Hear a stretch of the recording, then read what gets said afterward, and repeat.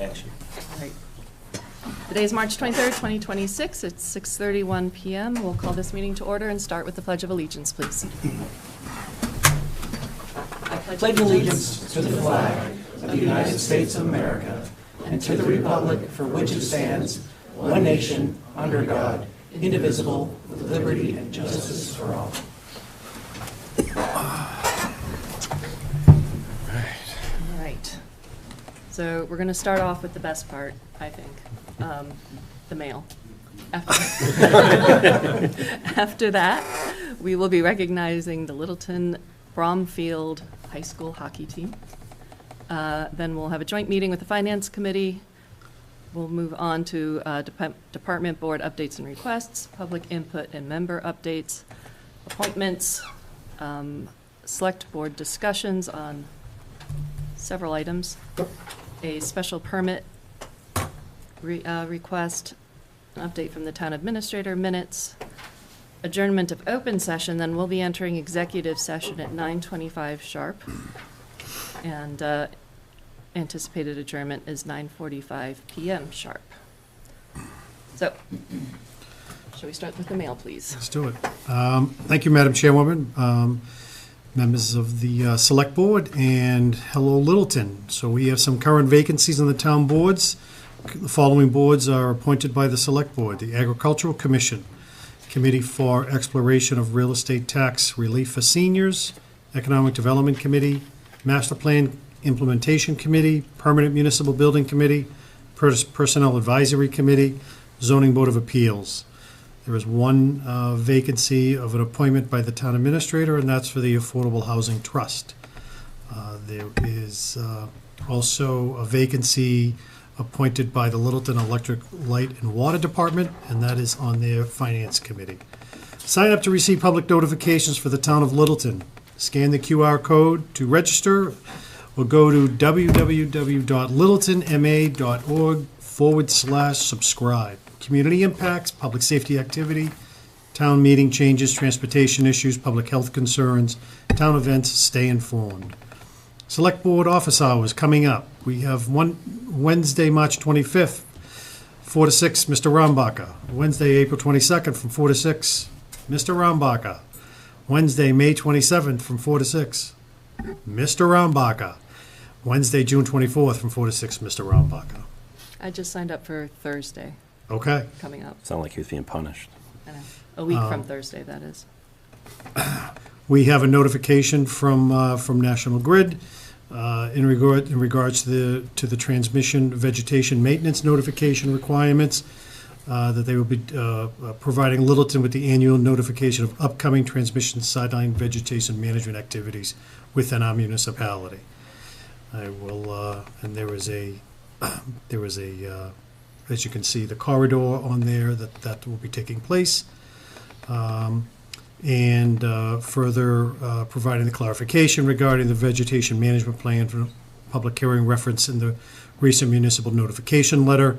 The public hearing that Mass DOT will do is March 27th, 2026 at 9:30 a.m. as listed in the Environmental Monitor, Massachusetts Department of Agricultural Resources public hearing notice.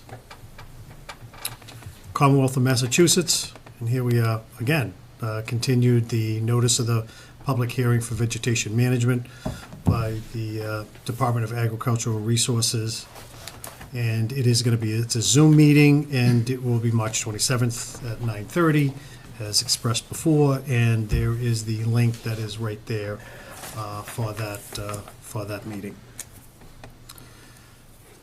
We can also have, we've got Littleton Robotics, and they brought the Darwin to the Minuteman District event in Billerica, Mass. last weekend for their first competition of the 2026 season to share that they came home with the event win and a new blue banner. Congratulations to Littleton Robotics. Very, very impressive. Very, very impressive.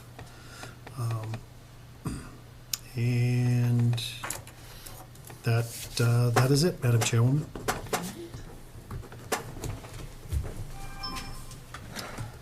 There's a lot of you. We'll start sitting down. So we wanted to take a moment to recognize and thank and just give all of our appreciation and congratulations to the Littleton Bromfield boys hockey team, our Division IV state champions.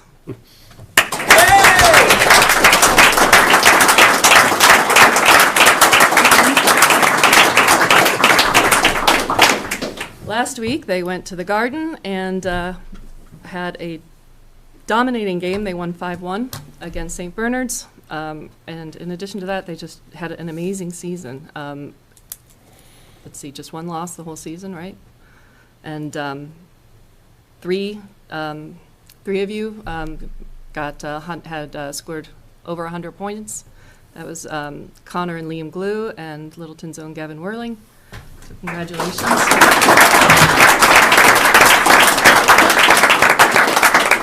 And we couldn't be prouder.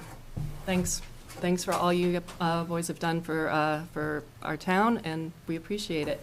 Maybe your coach would like to come up and say a few words? No. No? Just one or two? Sure. Thank you. Right over Oh, here. you can stay, yeah. Thank you for having us. It was a great season for the players. You had great community support from both Harvard and Littleton. It's great being here. Awesome season. Congratulations, guys.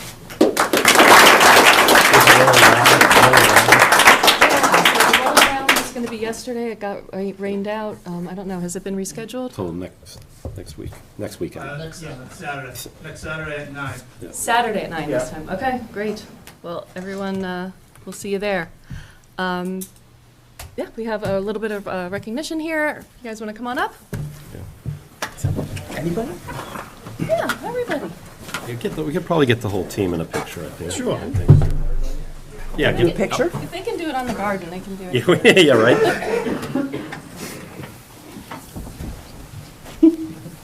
Gotta get the captains.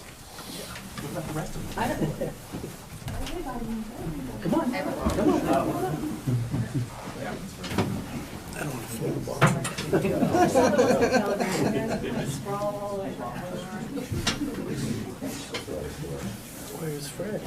I don't know, just sent him a text. So where are my captains? In the back. I'll hold that up. This is a certificate of recognition. I have to take a knee in the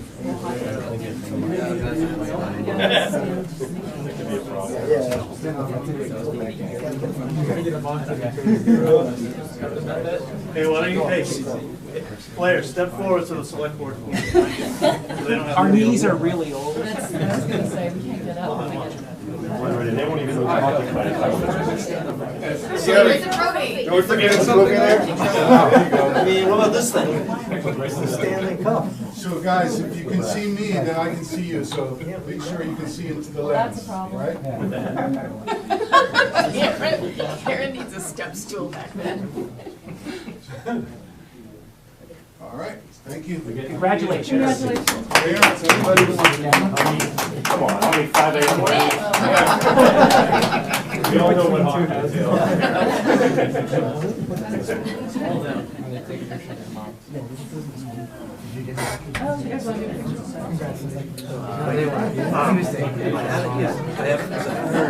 haven't reached out. I haven't gotten confirmation from Justin. Congratulations.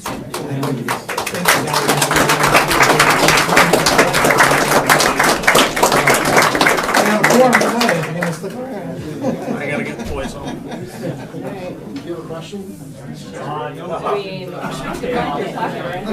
I wish I could stop. Oh, I'm sure. Thank you. Yeah, Thank you.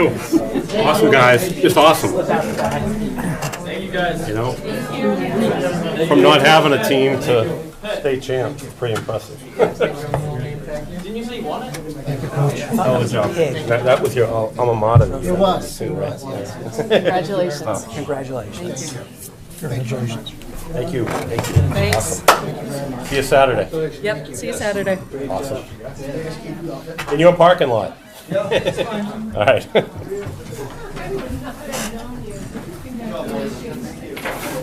Yeah, I saw the banner. Yeah. I was like, oh, that was so nice. And then I was like, it was very nice, but also some personal connections. Good stuff. Well, this is just sad. That was it? It's all down, as you said, it's all downhill from here. It's all downhill from here. All right. Well, we can get started with our joint meeting, Mr. Chairman. Not quite don't- We though, right? can, we don't have a quorum, so if you have, Okay. I sent a text to Fred, Okay. if you have something else to do. I don't suppose. Where's the appointment? Does anybody know if Mr. Bent was planning on coming to this evening? Mr. Who? William Bent, who we're Not, appointing? yeah, don't know. So we don't need. What time was the appointment supposed to be? What time? 8:15. 8:15. I was hoping to let him out early if he was already here or coming, but, all right. Let's go ahead and start with department board updates and requests, I guess. We had conservation. Request for conservation to declare Friday, April 24th, 2026 as Arbor Day, and retroactively declare Friday, April 25th, 2025 as Arbor Day. Now, didn't we do that? I thought- I feel like we did a retroactive declaration last year. Maybe we only retroactively 24 and we forgot to do 25. Could be.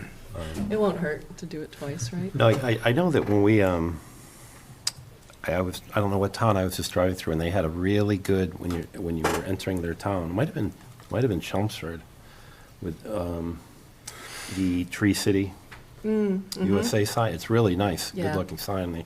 They actually had that, and then Purple Heart Community below it, and all their, so I Yeah. think that's something that we should look into. It's, we're I thought we had Arbor Day signs, but not Tree City signs.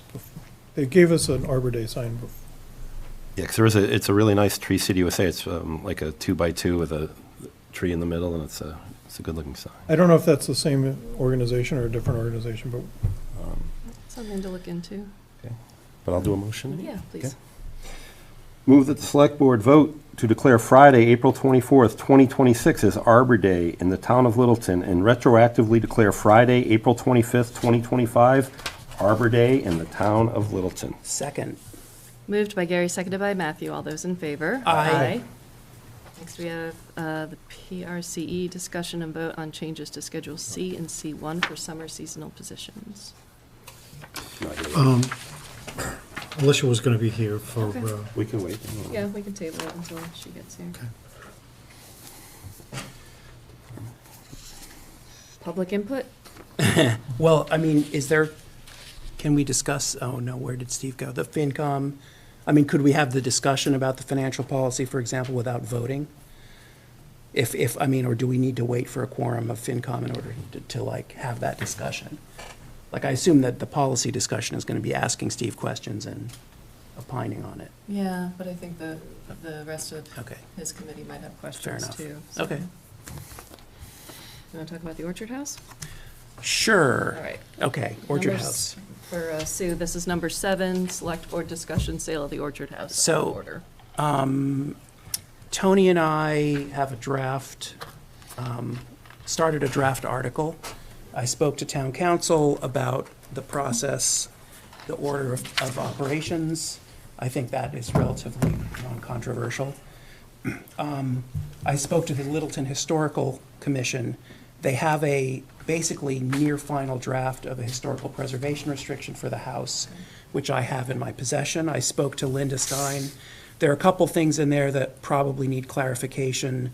For example, one of them is a pretty significant restriction on any changes to the interior of the house, which I think is probably a non-starter Yeah. for someone who wants to buy it and renovate it. But she was very, Occupy it. yeah, she was very much like, well, I'll just talk to our consultant who helps us with these, and, it shouldn't be a problem.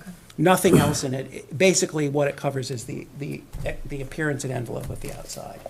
I also got in touch with Henry to ask him for his opinion on what could be done on that lot, on the 1.15 acres, because I think when we go to town meeting, people are going to be concerned about, can someone put up another house? And I want to get the building commissioner's opinion on what can or can't be done.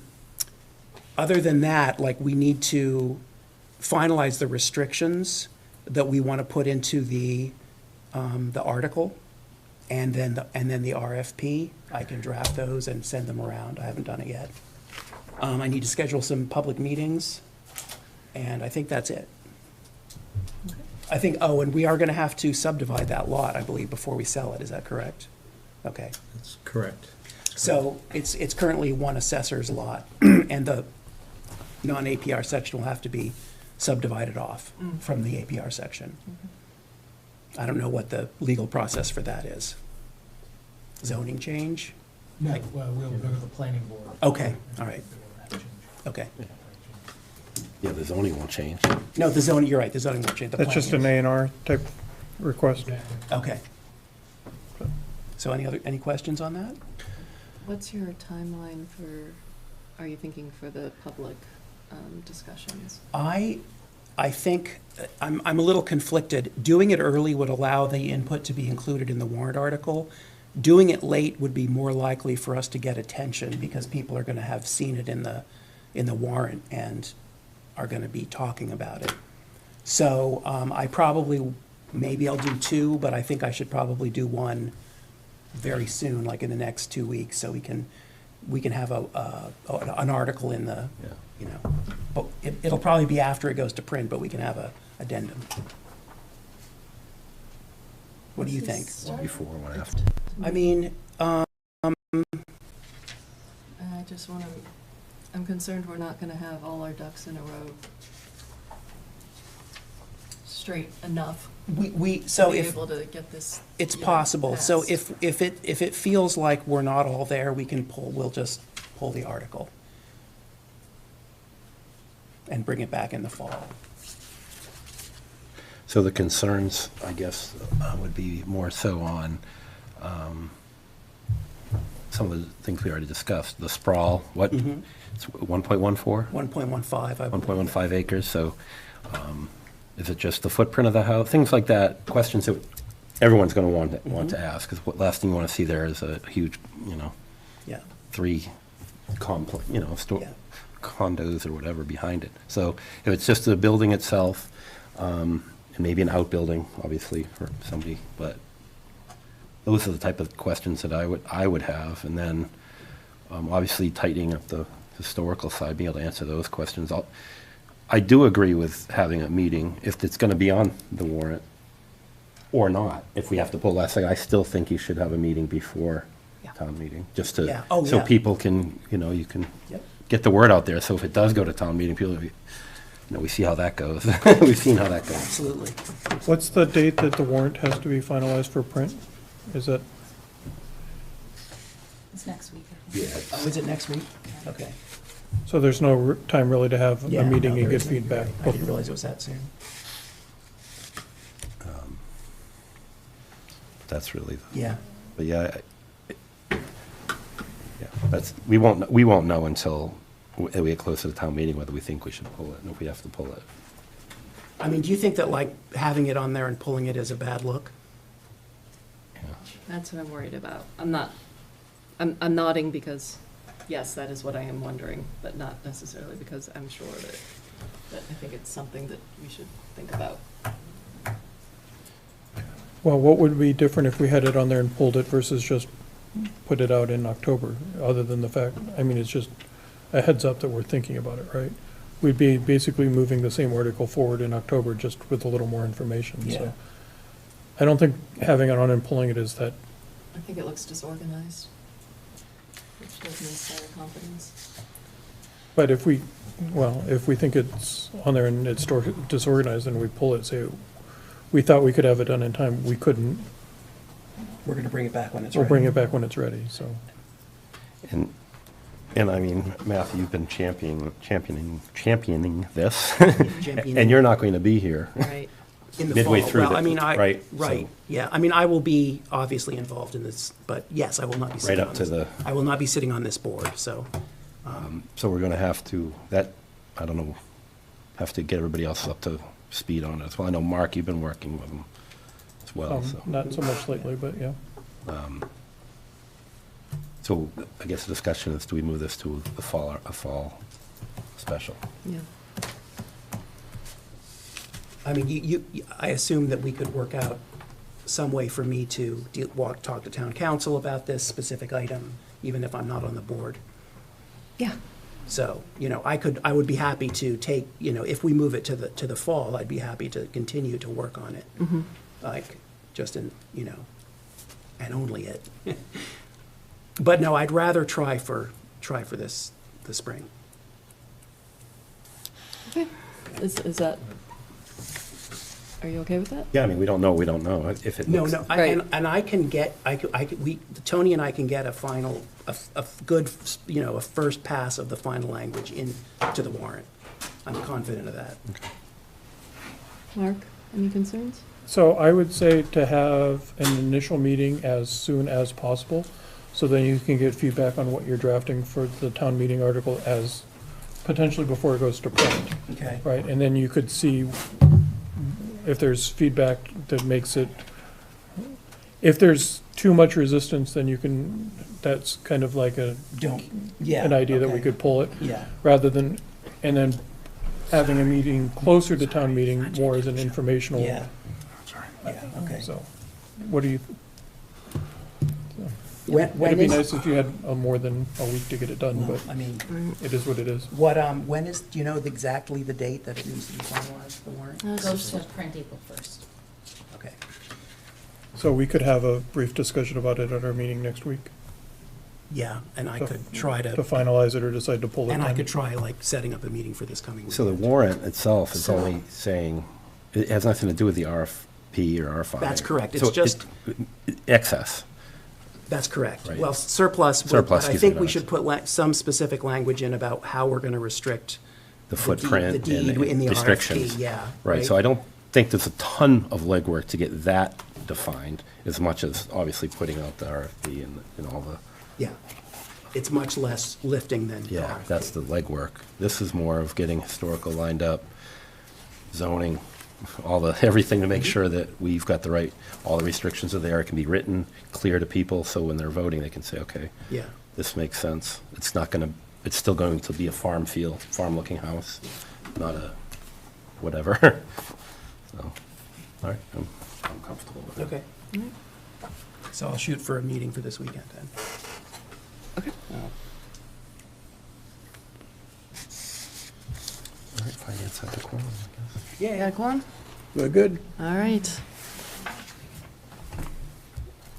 Oh, so I just want to make a point. Next week's meeting is, we're going to charters meeting, so it's actually not our meeting. Not that we can't add an agenda item to our own meeting, but I was more thinking that if the wording of the article changes based on his meeting, we should discuss that.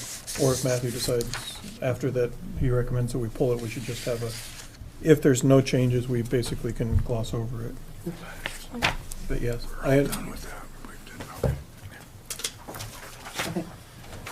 Mr. Chairman. All right. First on the agenda is budget.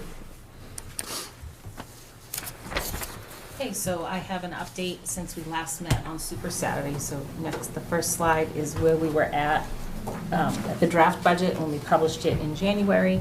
That was the one with all the changes from the starting deficit. If you flip Tony to the next one. Through Super Saturday, oh, Tony's causing trouble. Any questions? Best budget presentation ever. Super Saturday, we had a positive $7,752. And then, don't spend it all. And then if we flip, the changes since our last Super Saturday meeting was the Elder and Human Services new hire was hired at an additional higher step. So that's the adjustment of the $1649.52. We have some ADA requirements. Mark, you know about that. So there's some software that we have to purchase for that. So that's an increase in the IT budget. And then there was a transfer into the budget from septic receipts when we went through our free cash process. They had us reserve funds for septic loans, old septic loans that were out there because they were already collected and they weren't reserved. So every budget process now will be pulling those into the budget as revenue and then just go out as debt already. So we are at the final of the $8,570 for that. What are we gonna do with that? Sure, we could find something. So So this before is, Before you go further, Robin, sorry. sure. So where we left some things that are already in the budget was salary. Gary, you want to talk to the salary? Because we haven't met since Super Saturday. Yeah, so for this fiscal year, they're looking at the volume of material provided by the Collins Center regarding the compensation study and benefits, that there was no way to be able to do all of the changes, recommended changes, and for us to really go over it and see what we wanted to accept by town meeting. So we're going forward with the current model that we have for July 1st for the next town meeting of 2.5%. 2.5%, yeah, for the next fiscal year, which is the same model we went in last year. And then what'll happen is over the next several months, the Personnel Advisory Committee and HR and Jim's office and finance team will go over what we're trying to take from the Collins Center and move it into our community, looking at all the salary data we have from the communities that were provided to the Collins Center and what that's going to look like for our employees for the town and how it's going to affect our grid and what that's going to cost the town going to our next fiscal year after this. So that's kind of all things considered, what's happening for this town meeting. This is a very similar looking comp grid that you've seen every year for the last 5 or 6 years. And then I will say that 2020, where are we? 28 will look different. It'll probably have the same grade structure, but a lot of positions will be moving and a little bit of a different classification on more to come on that, but for this town meeting, expect much of the same.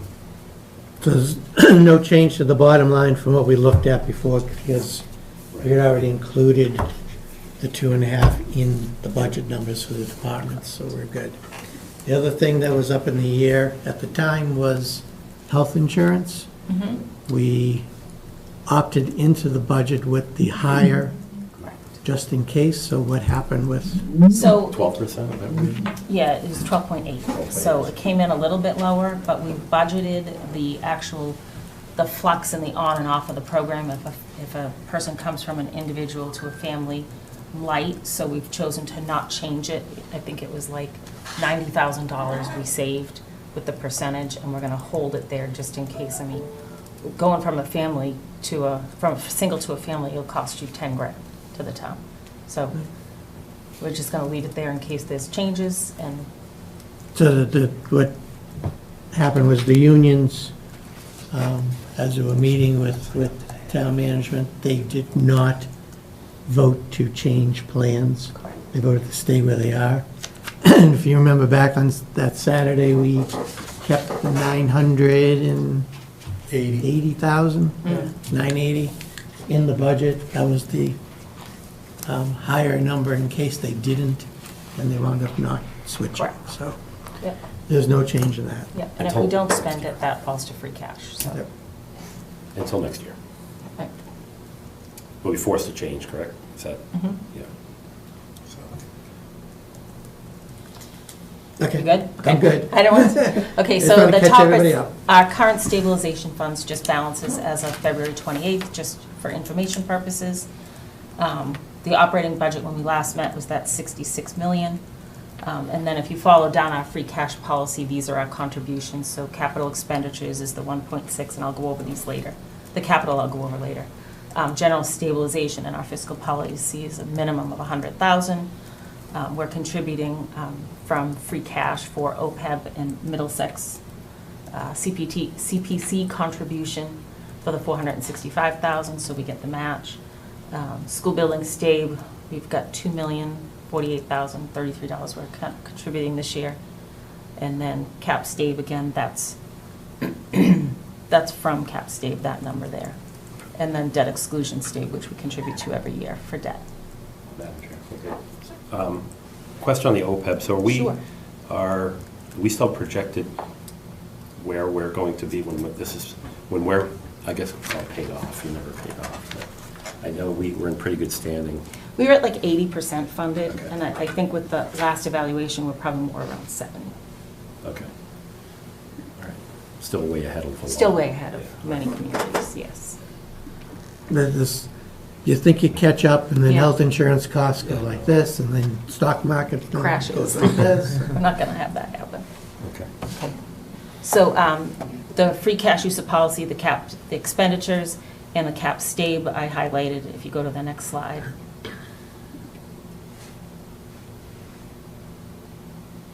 Did you go the other way? There you go. Oop, you just zoomed in.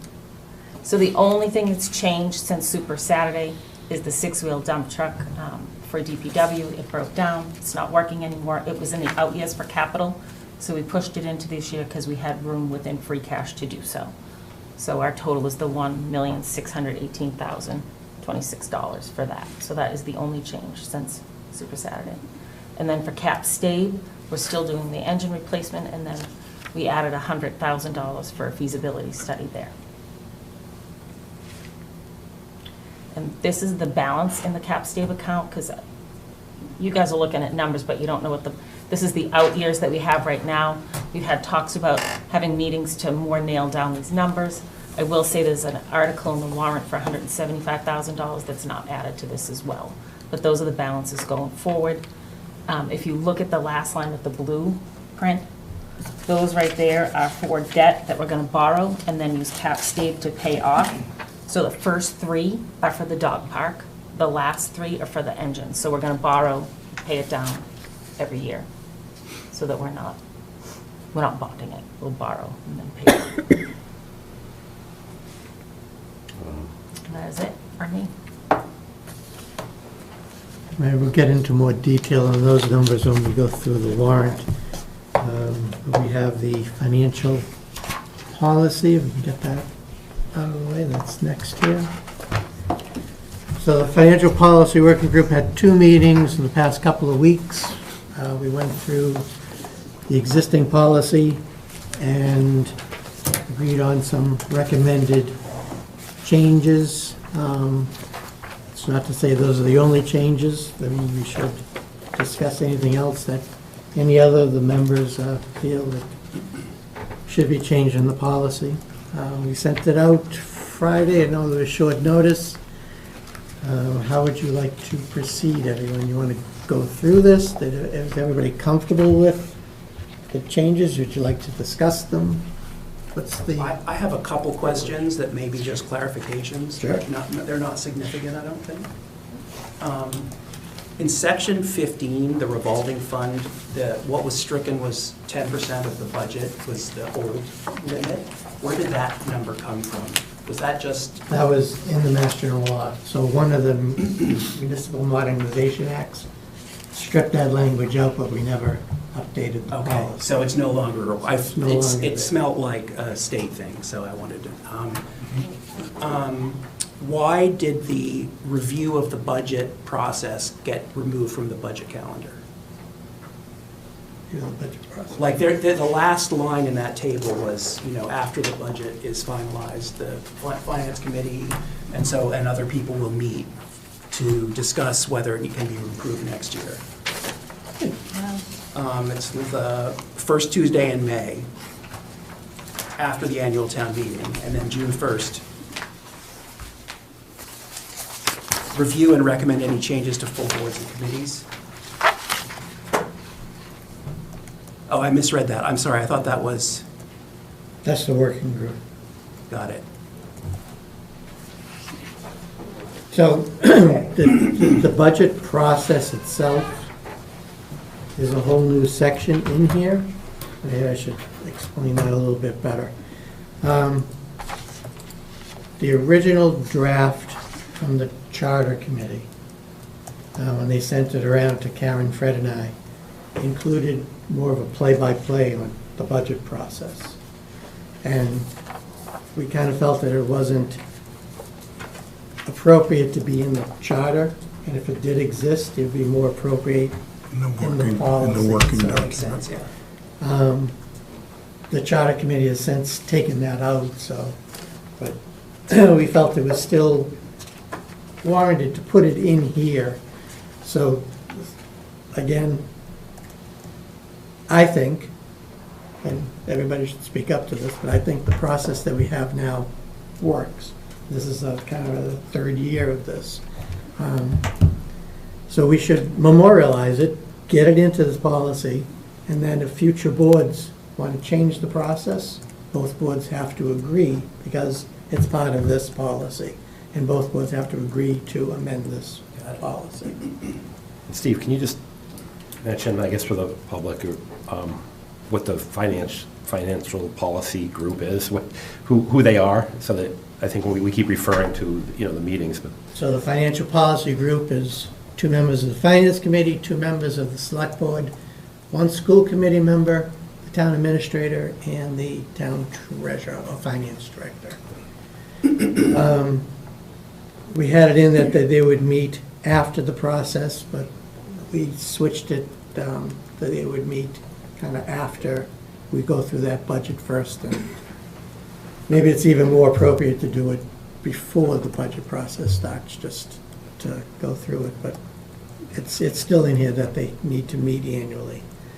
One of the other things that was added, and Karen, maybe you want to speak to this a little more, is a capital committee. We have that happening before the budget process starts. So the finance director will get in touch with department heads, what did we say, August? July, August timeframe. Get that 10-year capital plan, and then a group to select board, to FinCom, school committee, town administrator, finance director again, can meet, go over the plan in a little bit more detail than what we've been doing. We've been concentrating on 1 year with 10 years out. This is actually to go in and say, all right, this is out there in year 5, does it really belong here? What's the feeling, that type of thing. Do you have anything else you want to add to that? No, I think the hope is to come up with a really comprehensive roadmap that really reflects at least what our current understanding of our needs and priorities are. Right now, I think there's a little bit of things are in people's heads, and so we'd like one sort of place where especially residents can go and say, all right, this is what we've got planned for the next 10 years. This is what they're going to be coming to town meeting with. And is that what's referred to as the capital planning working group in this Yeah. document? Okay, and that does not currently exist? Correct. Okay, that was my other question. I think it also helps with the roadmap, board committees, turnover. Yep, yeah. New members can come on and be like, okay, and it's more of a, okay, well, here's what's coming, so Yeah. it really brings you up to speed, so I'm glad. Yeah, that's a good point. Anything else from the changes, or any other changes people have seen in the document? On the budget process, I understand this is kind of how we're doing it, but there's a lot of responsibilities spread between the finance director and the town administrator. And I don't know if it would be better to put them under one umbrella rather than the 2, just so that there's a better, clearer responsibilities and coordination. Like, half of the things are finance director, half are town administrator, and it might be better to make one person in charge and then delegate to the other, rather than having it already split here. All right. On the budget process, the town administrator does, like, holds department meetings, but then the finance director estimates. There's just a lot of back and forth on the two, and I don't know if it would make it clearer or simpler if one person was in charge rather than two people in charge. I understand this is how we're doing it, and I'm not suggesting we necessarily change it, but what I'm suggesting is maybe one person's in charge of driving it, and then, the town administrator or the finance director could delegate to the other one as needed, rather than. So if we upfront defined like a finance team Yeah. consisting of the town administrator, finance director, and just Yes. refer to Yes, that would be, finance team and all yeah, those that would be things? better, I think. And then They they can figure it out how they Yes. want to handle it. That's what I think would be better. Is that good? You okay with Good, that, Jim? everyone? I think it'd be great. That's a great idea. Thank you all.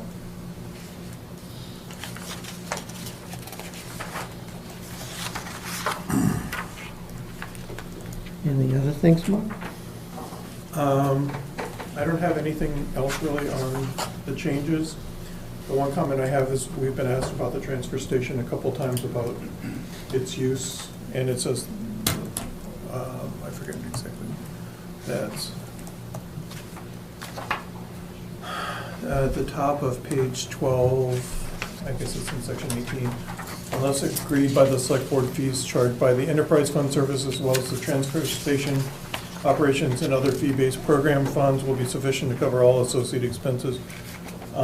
So since we never really discussed those outside, I'm not sure what the select board doesn't annually vote whether the transfer station can carry a deficit into the town budget or anything else, so.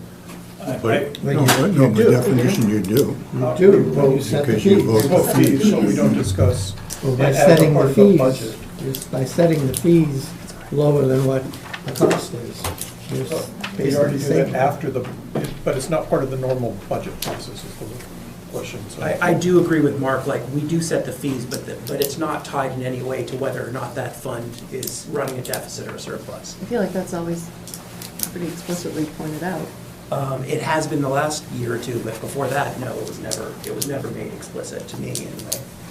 And I think we had to ask Steve kind of pointedly, like, well, what does it really cost and what isn't included in that line item? So what's the wording change you're after? I'm not sure exactly, right? It's not like we explicitly talk about the transfer station as a budget item. Right. In part of the budget discussions, outside of the salaries for the budget, right? When we set the fees, we talk about there's not a transfer station specific topic, combined budget thing, right? We talk about. Well, the finance team works for you. If you want that as a presentation. I'm just wondering if there's So- something we should clear up in the Well, policy. let me see how I view it here. And it's kind of like taxes too. So if the select board going into the budget process decided that they didn't want to raise the entire levy, then that's a policy decision that you make before the budget starts. We craft a budget around that policy, and then you set the tax rate in November to that policy, because you can't wait till November to make that policy decision, because we've already crafted and approved a budget that spends the entire levy. So it's just like that with the transfer station. If we go into the budget sessions and you want to change how the select board views that fee, and you want to cover everything with the fees for the program instead of subsidizing it, and we need to do that before the budget process starts. We work those numbers in the budget, then November comes along, you have the public hearing to raise the fees. Now you know that there's nothing in the budget, you need to raise everything up. That's how I view that whole Yeah, process. they're so separate and they're so disjoint that it's hard to bring them together, right? We have the budget meetings in January, we set the fees somewhere between In November. February, well, the transfer station fees we do somewhere between February and Now you June. do that in November, I believe. We haven't done it for this year yet. The stickers come up in July 1st, right? Yeah. We do it We usually do pretty, it like, 30, 60 days before that, I think. so it's just, maybe we need to either clarify this or have a way of bringing it a little closer together or something. I don't know what the right answer is. I'm not suggesting we're doing anything wrong, it's just the policies, the way the policy's worded. Whenever you Plus, it's subsidize, the timing thing. well, and you're That's subsidizing, so what it is. we never know the exact costs, obviously, change. A lot of big things happen throughout the year with that, so it's much easier when we're not subsidizing, right? Right, but But that's, then our fees would be $1,000 for right, but trash bags. Mark's point being like, that one thing is so separate from the rest of the process, it's hard to, you know, like, the tax rate, yeah, sure, we do it in November, and we understand that it's tied to the levy, and, I don't know. It's the same concept. I totally get that. The timing is just, doesn't fit up with the How budget. how do you fix it? I don't I don't think, think you can, because I mean, not right now. You just probably. have But to- I bet we could have more discussions. Obviously, we meet every year on this. We can come up with, So if the minimum. select board is thinking about changing how that works and subsidizing things, then those things need to be worked into this budget. I'm not suggesting that, I'm suggesting we figure out a way of changing the wording here to be more clear that what the transfer station operations and the fees will cover. Right now, this wording applies that unless this agreed to by the select board, which we never really explicitly have a meeting that says we're agreeing to go over this policy. Doesn't say explicit. I understand that. Okay, keep going. When we vote the transfer station fees, it's not clear that we're voting to override something in this policy. We're not overriding the policy. We The are, policy says unless we decide to do something else, we're Right. deciding something else. To override the policy would be to not follow that Right. at all. I don't know how you would, but So would be door maybe- number 3. Maybe right? what the select board should do is, if you want to memorialize it in your policies, saying, that's where you would say that we understand about yeah, the transfer station fees, the town will subsidize that works. fees. And Yeah, that's probably. then we just work it in here. But if you have a policy decision that changes that, that says we want the users to fund 100% of the program, and that's a big change. No, I'm not suggesting we change what we're doing, I'm suggesting we figure out a better way of But it's a wording. fair point. What if we do decide that that's what we need to do or want to do? How do we do that in a timely manner if the policy committee meets in the late spring after the budget's done? I mean, no matter when the policy meets, we're gonna have something that's out of cycle. See, I don't think it's a policy. I don't think it's this policy thing. I think it's a policy of the select board thing. Because you're deciding to, that's what we're struggling with. yeah. But you 'Cause want I think. you want to line them I up think as this much as language possible. covers it. It does, because but it's it says not lined unless up. agreed to by the select board. And by setting fees lower than what the charges are. We're agreeing to. You're agreeing to it. I mean, it's somewhat similar to what you do when you set the tax rate. That's, You know, you're balancing how much goes to industrial, and how much goes to residential. You could have a similar kind of analysis on the transfer station. You know, if the rate is this is the subsidy. If the rate is that, this is the subsidy. It would be, I would think, relatively a simple mathematical process. If you know, if you're that concerned about it, that way you'd see the total spending, total income at different fee levels. So, And then you could, you know, okay, so outside of the transfer station, are there any other what other enterprise funds do we have that Transfer- we may be subsidizing? Just, transfer station's not, It's not it's enterprise. a general fund revenue, Yeah. so. But this is, and fees charged for enterprise fund services, so are there other enterprise funds that we subsidize out of the budget? Nope. Because we never vote, It's the water department, sewer department, Cemetery. subsidize We those subsidize the to the extent we need to. Cemetery. Cemetery, Park and Rec are not enterprise anymore. They're not enterprise, Park and Rec's not enterprise, COA funds we set up are not it's not enterprise. enterprise. None of us are enterprise. There's only two It's just enterprises. sewer and water right now, used to be Okay. Park and Rec. So basically, it's just the transfer station, so we just have to handle that as a case, as its own special thing. Yeah, that's why it's called out separately there. Okay. We can probably try to address this over the next meeting that we have as far as the committee, the finance meeting. We can discuss it, but I don't think it's something we can solve right now. I just don't know how we line the two up, unless we're going to substantially change how it works right now, right? We haven't, Right. I think it works. it keeps I know the there's balance. I mean, some- obviously, things are trickling up, but that's the cost of doing business right now. But Right. I think some people said that was kind of ambiguous, that sentence, but I think all it's right, we'll try to pretty tighten clear. that up. Okay, then my other, in section 15, when we talk about revolving funds, we ask for a budget about the revolving funds, money coming in, money going out, what's left over. Do we want to specify a timeline for when that is? I thought that was in here. We talked about,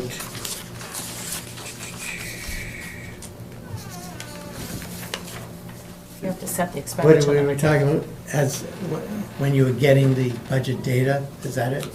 The We're gonna request that. expenditure limits for those revolving. No, we talked about the policy, we're gonna ask everybody with a revolving fund to submit present. to the finance director a policy on how they're using it. Correct. What the deposit limit is, withdrawal limit, those types of things. Yeah. You approve it, or it doesn't move forward, that type of thing. Was that part of the budget process?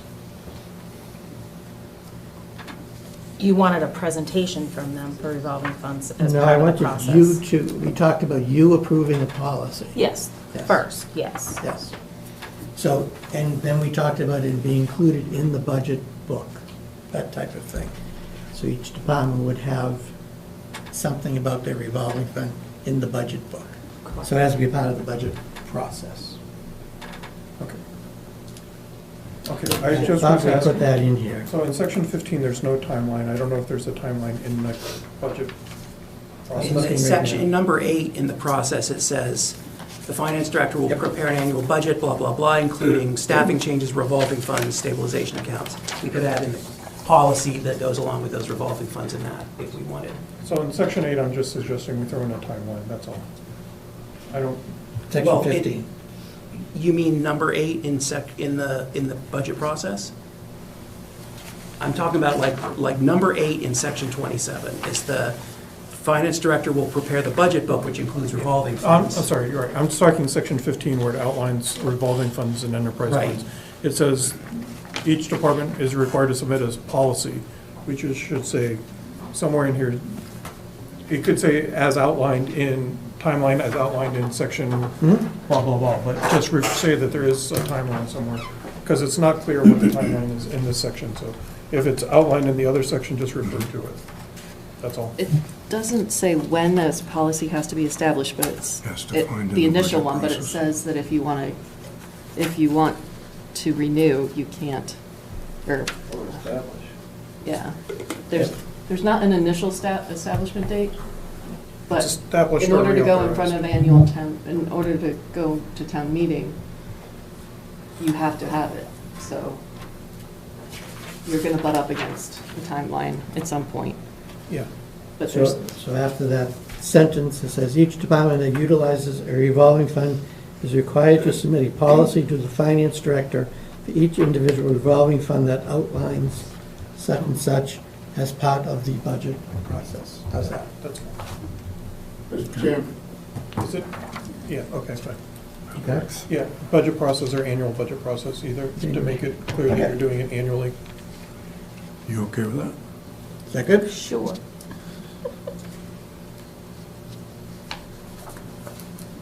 And then I'm good. okay? Did we just create work for you? No, Okay, yes, we did. it's okay. Needs to be done. You don't specify the budget book per se in the calendar, should you? Do you care about that? I mean, it says December, January, finance director submits annual report. And then January, finance committee and select board meets to discuss requests.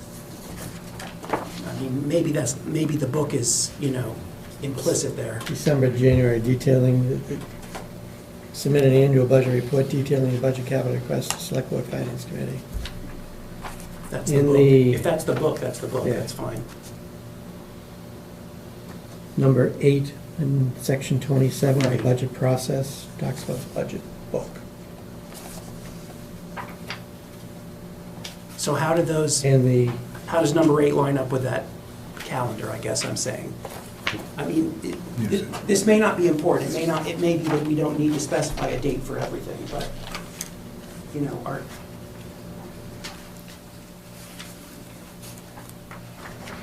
okay. I withdraw mine. Well, you're saying, not bog I- you're us down. saying it says they're preparing a budget book, but there's no timeline on when they're Yeah, like preparing it a doesn't, budget book, that's all. all those numbered items in section 26, Number 9. sorry, section 27? 27 don't have dates. Number 9 That says December, you're right. says December, Yeah. by the end of December. That's for the draft. You talking about the The final draft budget book though? Yeah, to the, Okay, to Yep. the boards, yes. yep. okay, that's fine.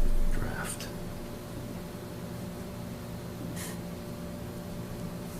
You want to add? No, I don't. I Budget think book? the more we get, if we're gonna get too specific, it's probably not gonna help things, so.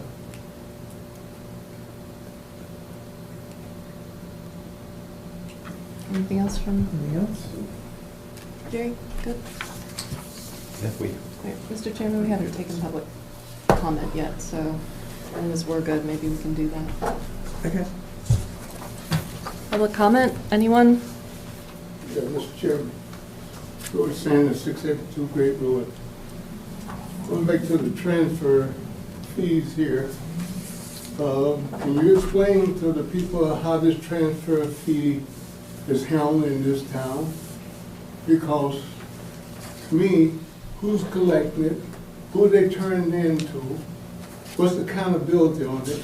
If you're setting a fee up for the transfer, it seemed like to me that you would put that fee into a stabilization account itself, to call it the fee for transfer.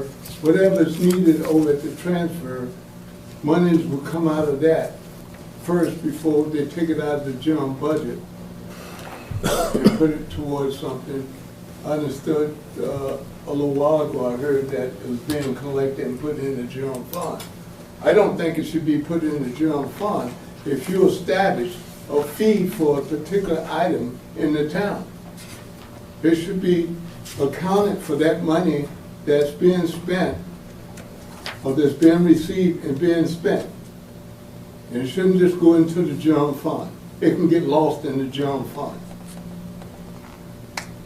Where did the bag fees go? They have line items in the budget, revenue line items. and then we subsidize. Correct.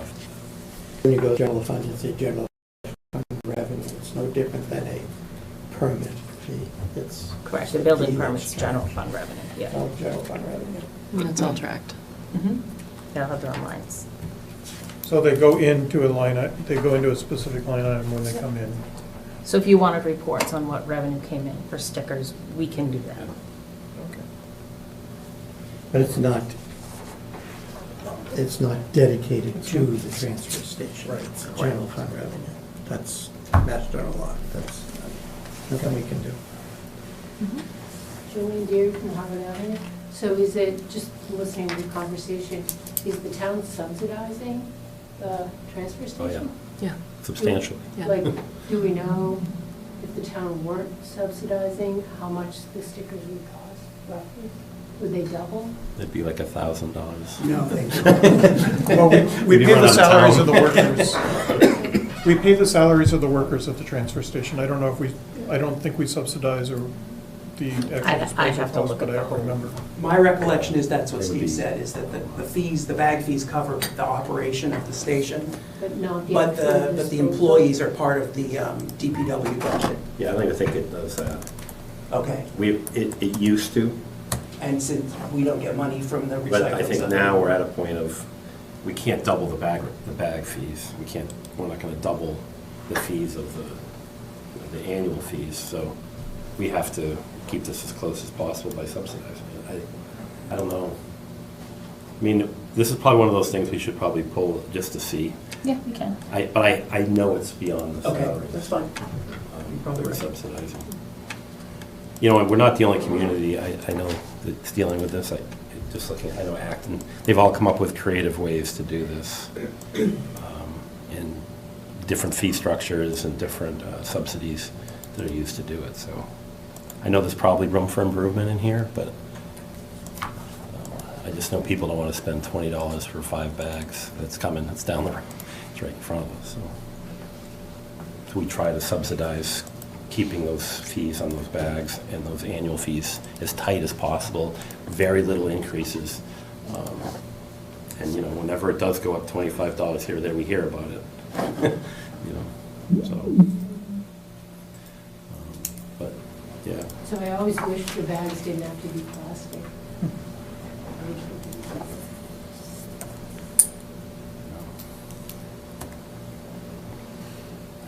Rob Brown's 25 Juniper Road, so because Select Board heard this on February 9th, I want just for the Finance Committee that's here tonight.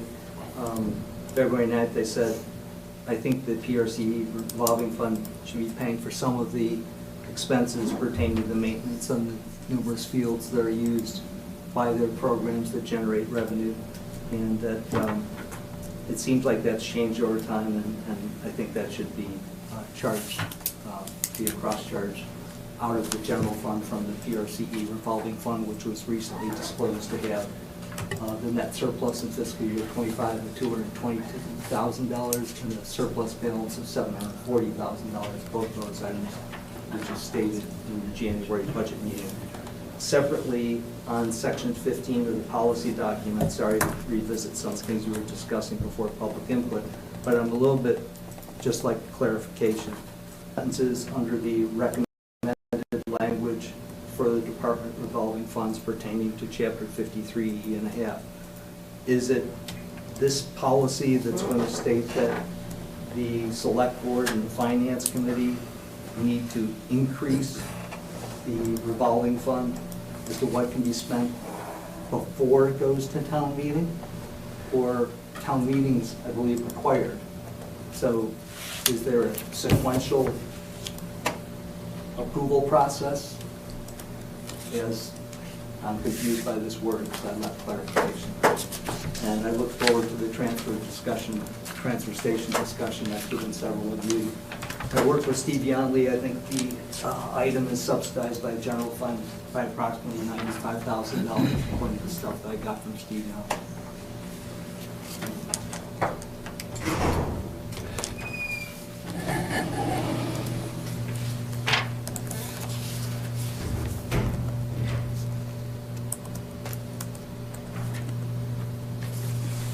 Are we good?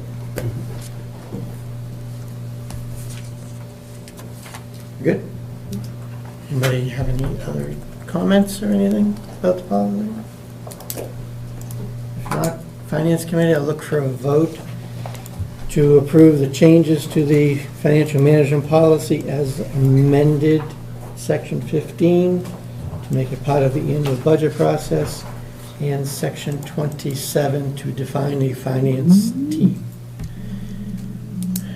So moved. Moved by Fred, second by Rick. All in favor? Aye. What he said? Yeah, it's same motion from the select board. Same second. Moved by Gary, seconded by Matthew. All those in favor? Aye. This is to be ratified by the school committee, correct? School, yeah. Yes. Justin has it, and he will be bringing it to the school committee at the next meeting, or a future meeting, he said. Yeah. So we should get those changes to him. Yeah. Were there any substantial changes that would affect their vote? No.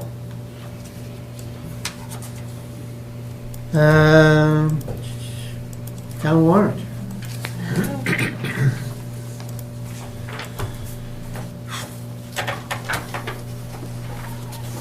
Bob and Jim, you wanna go through?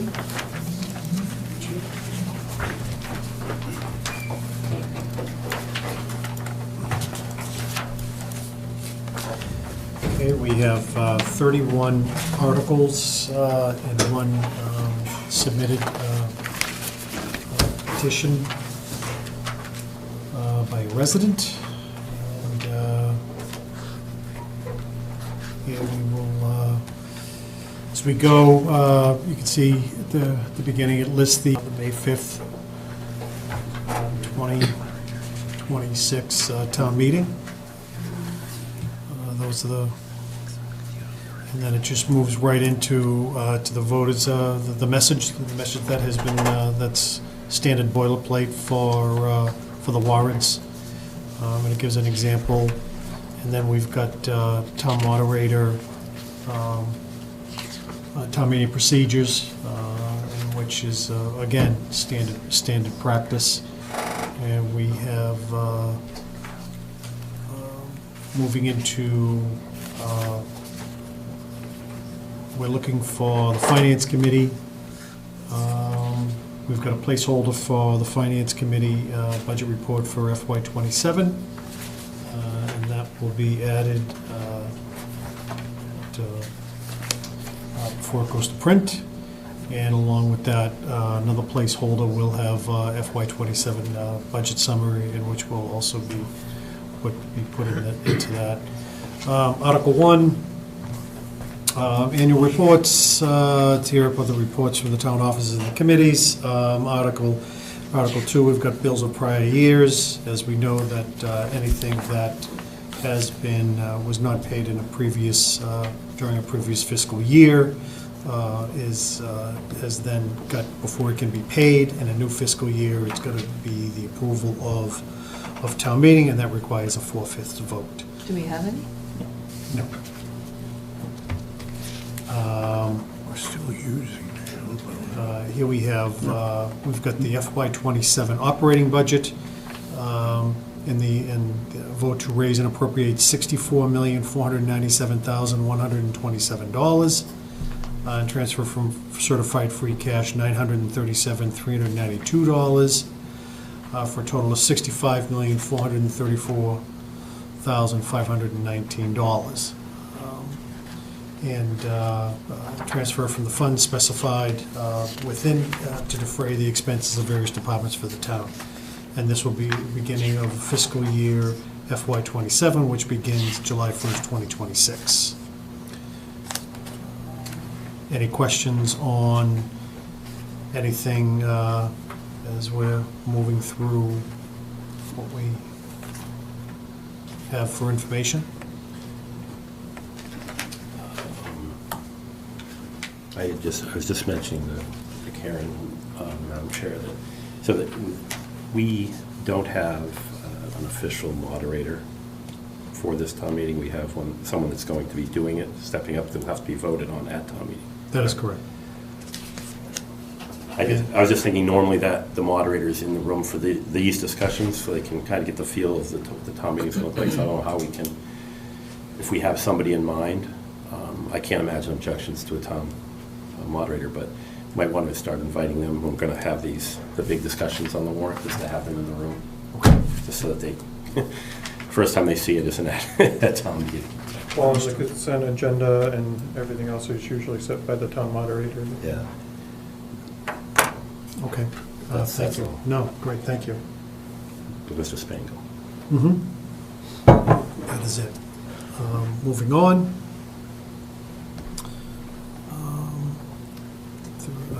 Obviously, we've got, LCTV.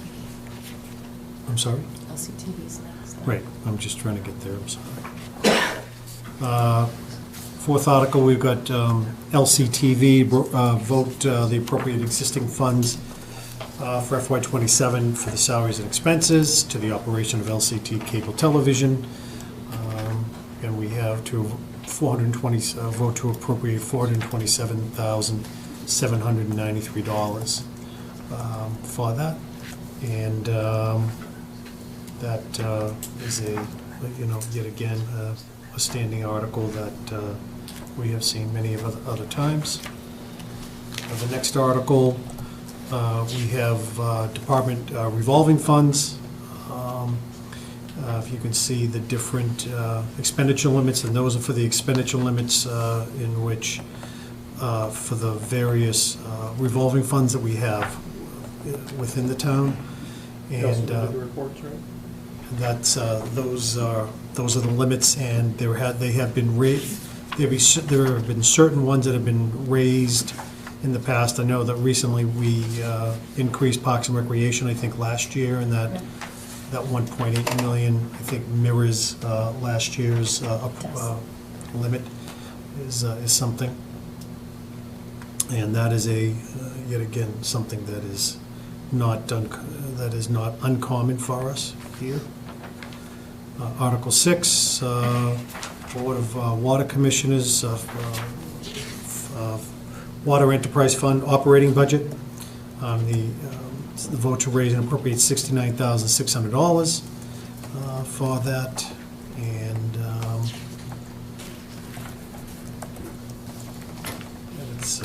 that is funded through the water revenues. That's one of the enterprise funds that was recently referred to by the chairman. We've got Article 7, Water Commissioners Sewer Enterprise Fund operating budget, in the amount of $840,000, and that will so that the water department can operate and maintain the existing Littleton Common Smart Sewer District. And this is the 7th year of the Sewer Enterprise Fund is being funded. And then, whereas previously it was appropriated through the town budget. And Article 8, water appropriate funds from the sewer retained earnings to cover any unforeseen expenses in the amount of, so we've got $140,000 in there, in the event that needs to be utilized. Appropriation for Article 9, Board of Water Commissioners appropriation for water retained earnings. Vote to transfer $1,900,000 from the Water Enterprise Fund retained earnings to fund the water main replacement projects previously authorized by town meeting. And this is to ensure that funds will be available for the purpose for this project. Article 10. Robin, you want to explain that a little, please? Yeah, so there was an entry that wasn't made in 2024 to reserve the funds. So in order to correct that, we have to have this article. The money's already spent, but we had to pull it from free cash to use. And this entry reserves the money so that it comes back into free cash next year. So the state took 1.9 million away from our free cash for this year. That's why we showed a smaller number when we did the estimate. We get that money back next year when they recertify free cash. So we'll have the original estimate plus the 1.9 million that they held off this year. We're not out any money. Nope. We still have the money. It was just an accounting mistake that was made. Correct. Thank you. Article 10, appropriation for PFAS settlement agreements. It's part of a settlement, Littleton Water Board's lawsuit against manufacturer of PFAS for water supply contamination in the amount of $1,274,721. In Article 10, can we just clear this up a little bit in the narrative on what it's going to be used? It's kind of a circular argument here. It says, we're motioning to put the funds in as outlined, and it says with respect to agreements, but it doesn't really say what it's being used for. It just some, in the bold, if you just say what, a little bit more description would be helpful. How is it going to be spent? Yeah, no, I know, and there's more than one PFAS settlement agreement, so it ranges. So we can work with Tom to figure out what the language Well, is. even in the narrative, just give some examples. It doesn't have to be in the motion or the article. It's to improve water. But To we'll improve water. work and put language in there. It's just circular the way it's worded right now. I do, yeah. Understood. Thank you. We can't use it to repay the debt, right? No. No. So it's for operations of the facility down in Wickham. that type of thing they can be used for? I believe it's for water remediation, so, but I will clarify. I haven't read any of the agreements. So the agreements are fairly broad as long as you're using it to address PFAS remediation or water quality improvement. So could that go against the Boxborough project? The water line that's going to Boxborough to fight That's a PFAS for them? PFAS, it was the salt. salt. We're funding that debt. It is water quality, you're right. Right. I mean, it's just a question. Yeah, I don't know the answer to that, but I'll check. I'm pretty sure Nick got grants for that part of it, but. Just clarification on, Yep. on the, yeah. Yes, it's a sentence or something Okay. in the description, what can be spent on. Yep. So we can't use it for plowing private ways. Just yours. Very good. Article 11, it is a transfer from free cash in the amount of $2,048,034 for Shaker Lane Elementary School project. And in the bold, can we say the reason, we say that the ending balance is 155,000, we might want to say because we've already taken X out, right? Okay. We've already applied this much to the project, right? Because we put money in before and it doesn't look like. It says, with the balance of 155 after the withdrawal of funds described in Article 12. That would be perfect. That's what it says. It's already there. Not in not in the, In the paper copy. oh, okay. Not in the online copy. I gave him that comment already, though. Thank you. It's way ahead. Carnac. I'll pull up a newer one. It's this one. So yes, we're putting money in Article 11 for this next fiscal year. Article 12 takes it out, well, allows the town to take it out during the whole fiscal year. July 1st, we don't have to suck it out. The treasurer can take it out as we need it, because the longer it stays in stabilization, the interest stays with stabilization. We suck it out of stabilization, the interest goes to the general fund, does the project no good. So it's up to our treasurer to handle that. It's up to us. And that's obviously, from, to benefit the taxpayer, so those funds can be, so the taxpayer doesn't have to pay as much for the And that project. is a little bit more than what we originally estimated for the year. But it makes up for the uptick in property values that happened in 26. Get these years, 26 property values increased more than what the estimate was, raised that dollar value up. This brings it back down, so it's comparable to what we're showing at town meeting. Article 13, we have two appropriations here, one in the amount of, this is through capital stabilization fund, one in the amount of $1,391,000, and that is for a new fire engine. And the second one is for $100,000 to fund a feasibility study to identify infrastructure mechanical needs. Another feasibility study? What's that? Can we talk about that? Sure, I mean, happy we've to. already spent hundreds of thousands of dollars Right. on feasibility studies for this building. What's different here, Jim? Well, I think the thing that's different compared to the previous one that I believe was done in 2017 or 2018, it is, the library was still here, senior center was still here, all the employees, school department was still here, Parks and Rec was still here. So that evaluation and that assessment was done based upon those people here in the building and moving forward. And what came of that can be where we are today with future projects and people with the plan of moving out of the building, hence the new library and the other projects that have been going on. Now we've got really just a smaller core group, and it has, what happens? What are we gonna do? Are we gonna, because there has been, people have expressed of wanting us to stay here within the building instead of, other opportunities that potentially are there. But before we do that it has been the desire we have to, based upon our core services that we have here, what is the impact to that and the financial impact? Okay, so you and the select board are in lockstep on whatever the charter is for this building. It's part of our discussion tonight. I think we have this on our discussion. Yeah. Because, I mean, this scope that it says here is pretty narrow.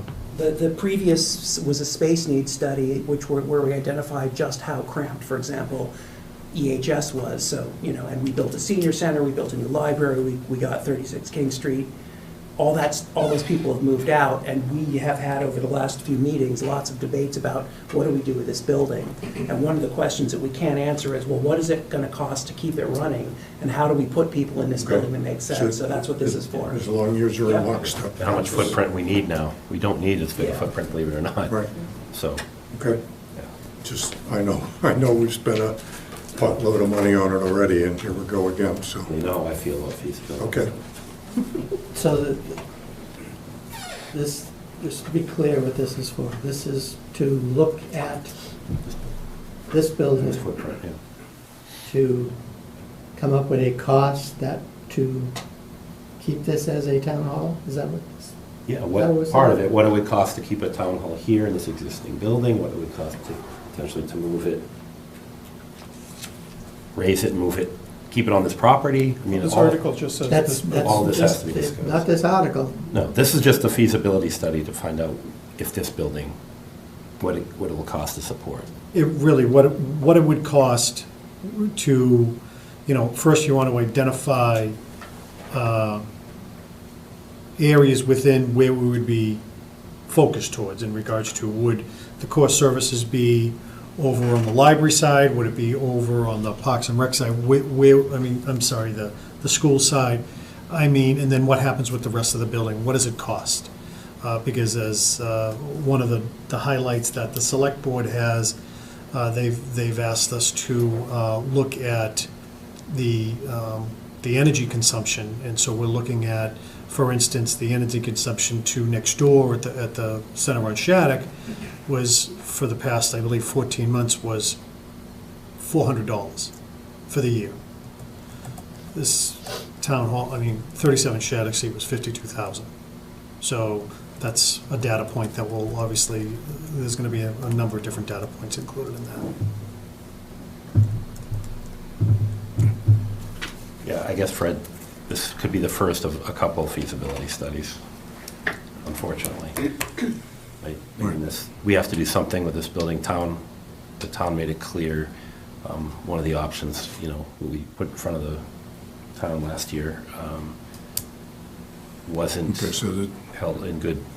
So we're trying to figure this spot out first of what we can do here. Okay, so whoever talks to it at town meeting needs to make sure people understand that this is first of several. Potentially. A year or two, Maybe again, we find we're out gonna if come this building back. is going to work. So, Right. Right. So So this is all part of a roadmap that we're going to be creating eventually. And that's fine. part of our Oh, discussion okay. points. It's on the agenda. But that's step one, probably, of any You roadmap. mentioned that the last study was 19, the last study was actually 21. That was Okay. the space needs study? Littleton Town Hall Building and Space Needs Assessment, LLB Architects, I don't know which one. 2021. is that the one with the surveys, when all of the employees were surveyed and all that? Yeah. Then I'm mistaken. I thought that it was was. earlier than that, too. Yeah. That one you're talking about was 18 to 19.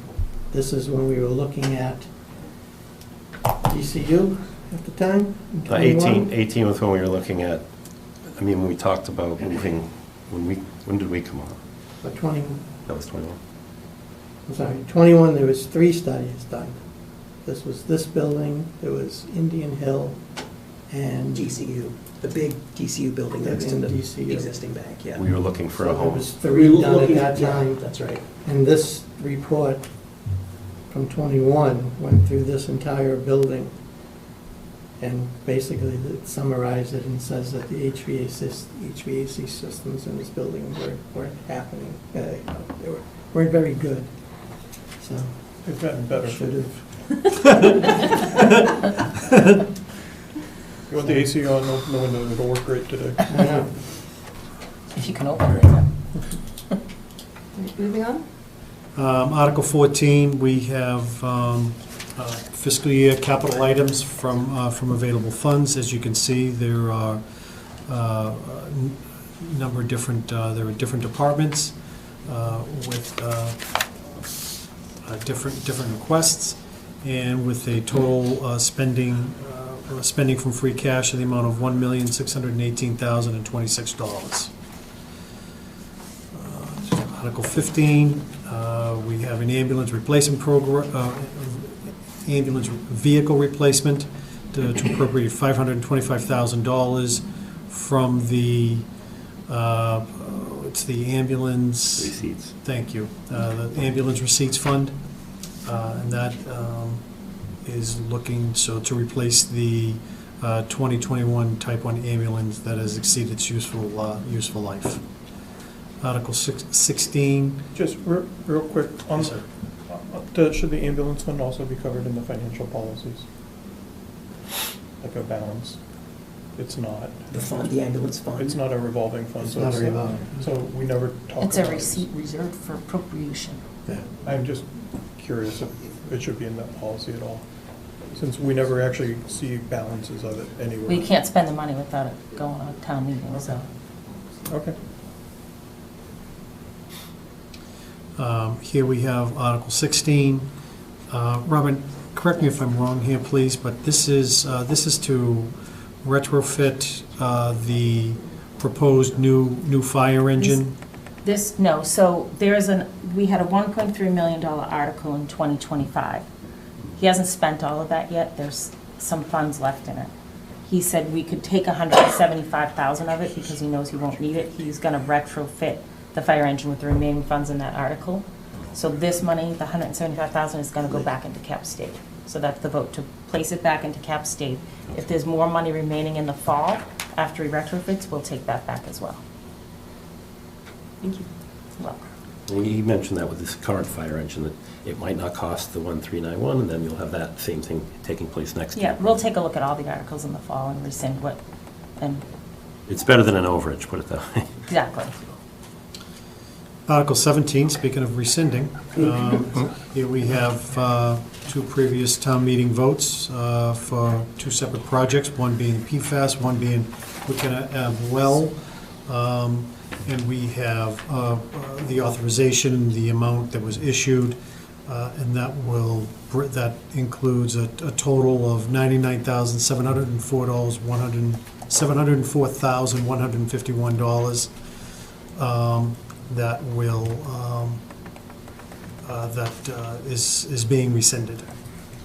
Article 18, this is the class and comp study for the town, in which it's Schedule A with permanent full and part-time employees.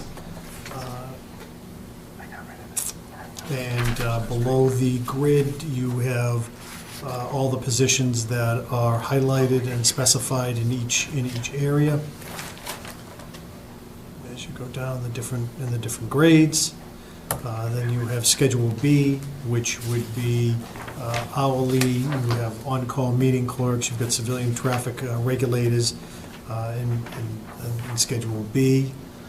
It also includes lead counselors, preschool program, COA van driver, special course coordinator for Parks and Rec, preschool special coordinator.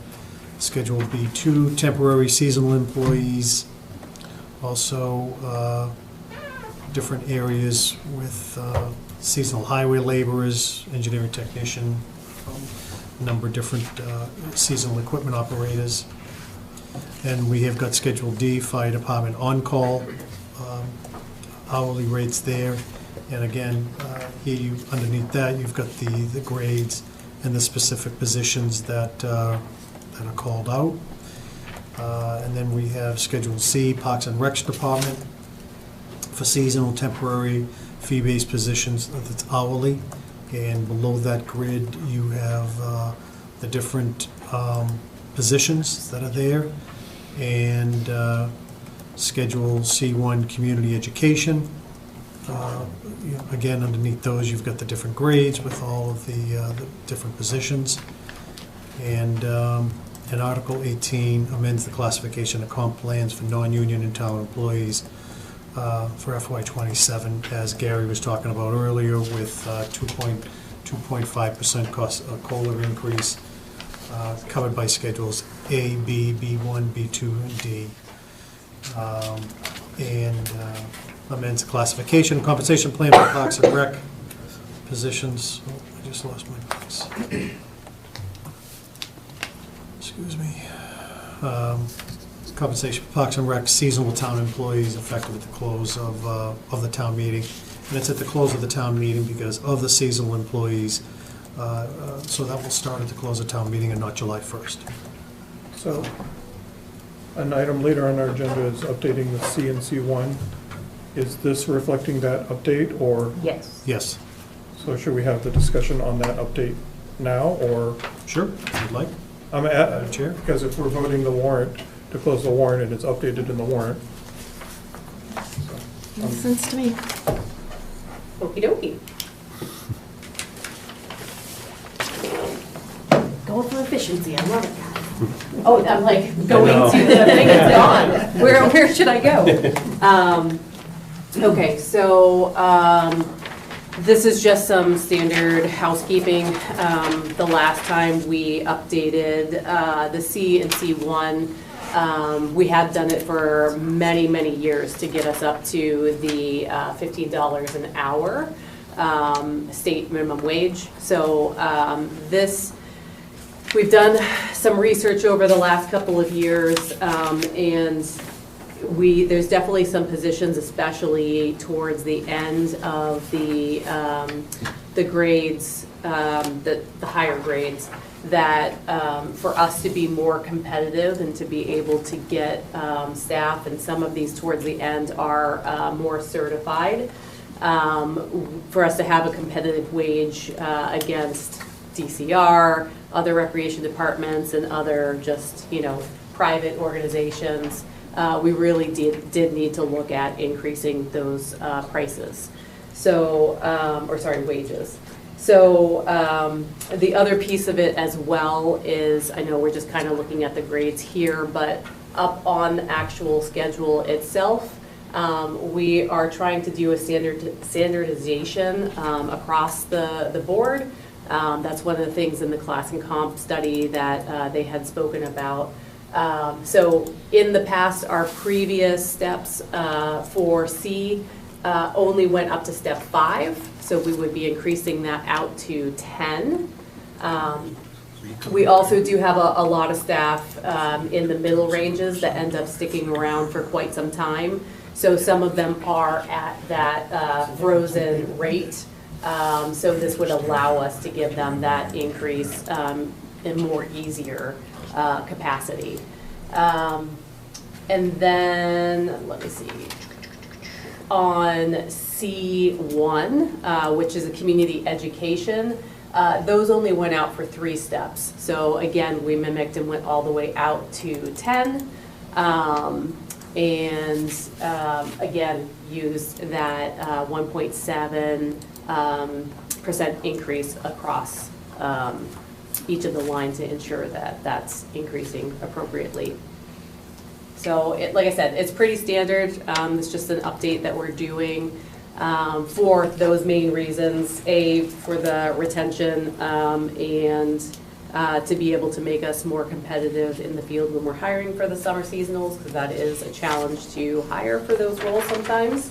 And then also to assist with that standardization. Thank you. So just go back, I understand the going to 10 steps, I Yep. support that. Did we also then change the base salaries for these different steps too? Because we didn't do that with the other comp grid other than the 2.5%. Yeah, I so. just wonder if we have parity with the rest of the town employees of what we did. We started at the 15, that's Yeah, the we same as started it was at- last year. Yeah, it was the same that it was last year. So it does, the main step does start at 15, but we did increase the percentages for C specifically so that we could get to that place to be able to give them a little bit of a higher rate. So as we go down the grades, step 2 goes up by 3%, 3 and 4 go up by 4%. 5, 6, 7 go up by 5, 8 and 9, 8, 9 and 10 and 11, oh, and 12, they all go up 6%. So we did try to bump those up because the median standard for, like we'll say aquatics director, which is a grade 12, is around 27 cents, which Basically, if we're doing the same, if it's more closely mimics what we're doing with the town employees for grades and steps and this. Yeah, it typically doesn't, that's why, because our town employees are on Schedule A, so it's a much more standard schedule. So this schedule, like, the between steps, I think, is, 1 3/4. it's not 2.5, it's like 1. What is it? yeah. 1 3/4 is Yeah. what I saw. Yeah. So it's just a different, it's not, so it is not in line with, I guess, the rest of the full-time Schedule A employees. It's designed specifically for Seasonal. the seasonal. Seasonal employees, yep. So, Okay. These are staff that Um, usually work for anywhere between 7 to 10 weeks about in the Yeah. summertime, that's about it. Okay. community, It works out that there's such a big discrepancy between like the snack shack operator and the camp director to fit it all in one grid. That's why you have Yeah. to go 6% on some of those things. We don't mimic that on the town side. There's Right. not 6% between steps. I think this will carry us forward for several years with the step system now, lining up more with the rest of the. That's the hope, unless we get that $20 minimum wage Right. happening. So then we'll have to go back to a process we had been doing the past 5 years before that happened, so. yeah. I don't believe they were part of the salary study, though, that we did with our comp. They were not. Okay. Thank you. Thank you. Yeah, any other questions? Yeah? Thank you so much, I appreciate it. Thank you.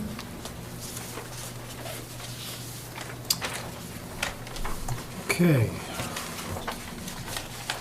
19? 19. Thank you.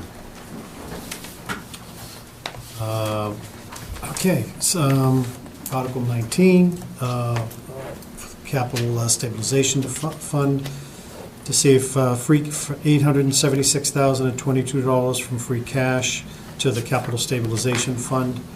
That will requires that amount equal to at least 1% of the total general fund be transferred annually into the cap stab with several capital purchases, as was reflected earlier, anticipated coming years.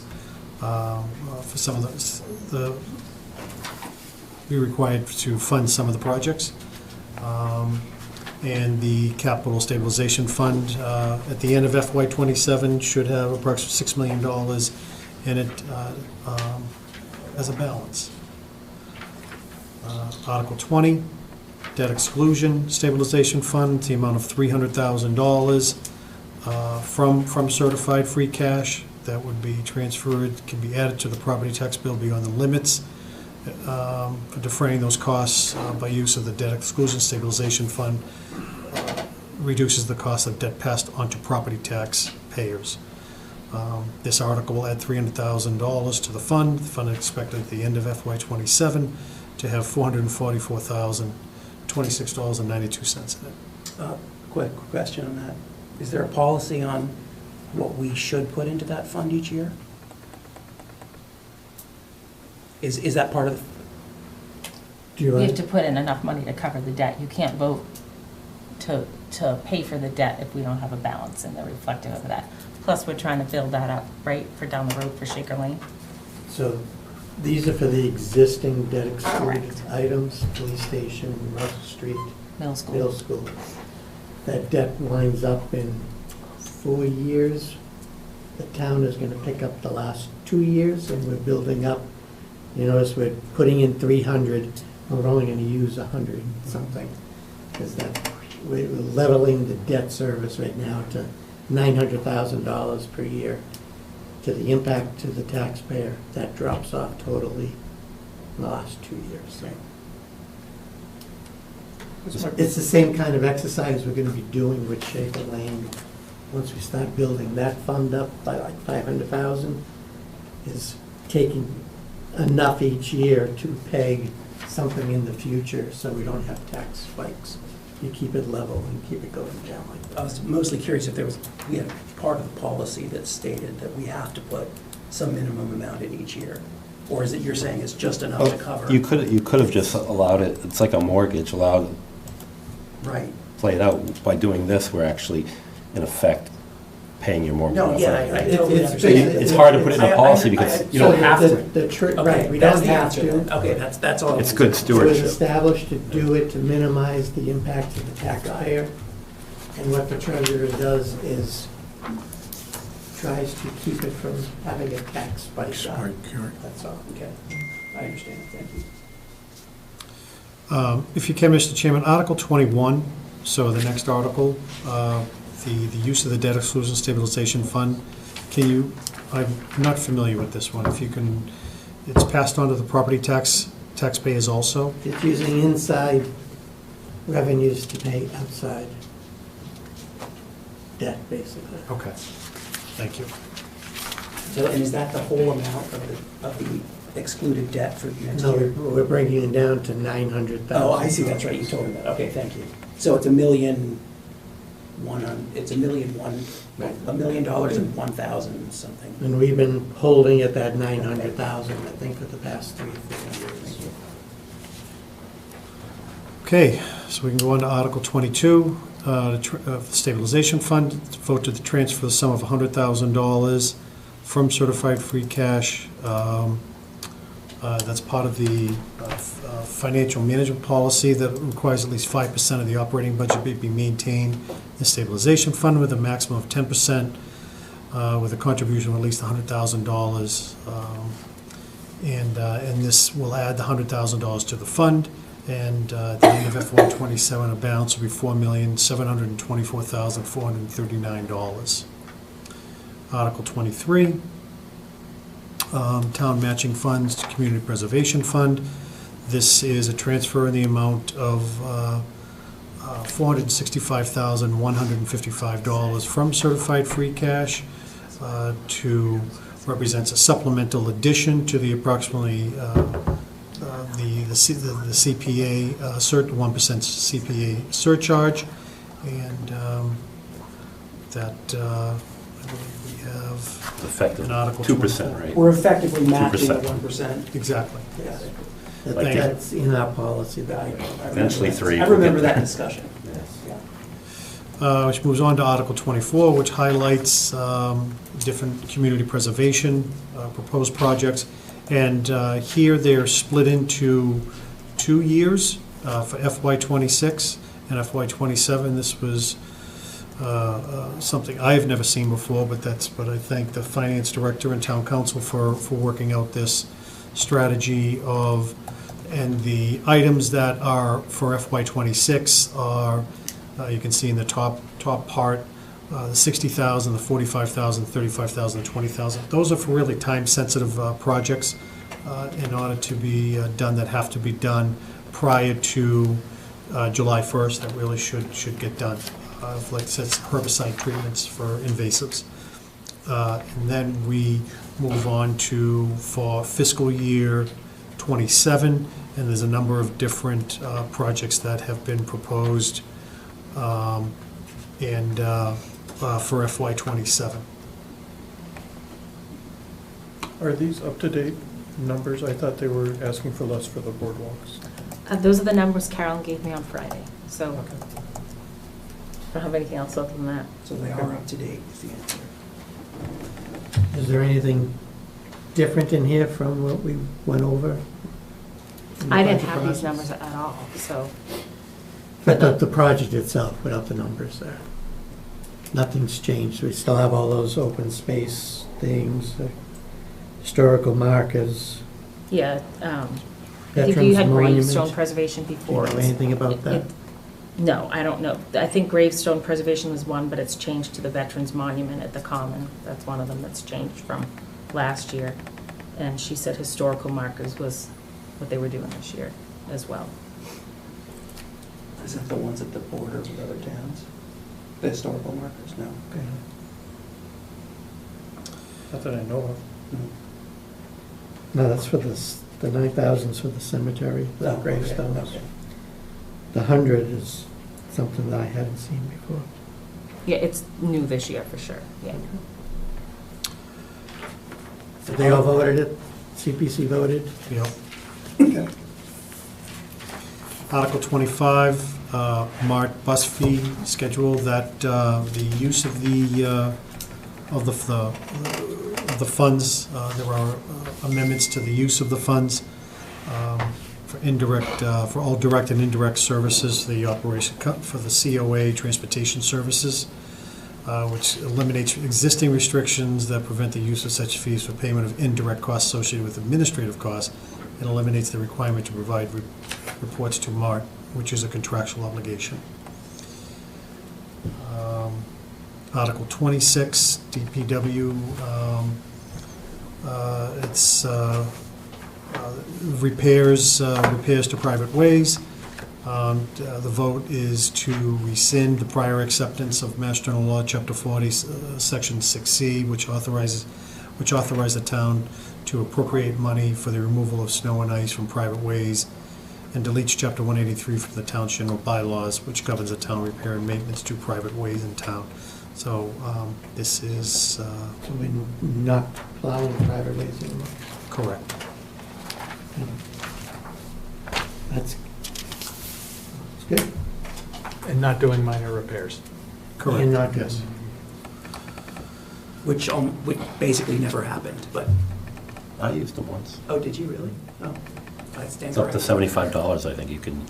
I stand corrected. Article 27, this is a fee schedule that needs to be put in place for weights and measures fee schedule. Since our arrangement with the Northern Middlesex Council of Government has changed to a contractual relationship with the Commonwealth of Massachusetts, with the Division of Weights and Measures, we have to have a fee schedule in place for charging our local proprietors. And this is really reflecting upon what it is what we are being charged with the state. So we are not adding on any 30% administrative costs or anything like that. It's really basically a pass-through, and this is what we need to do. And let me see. Okay.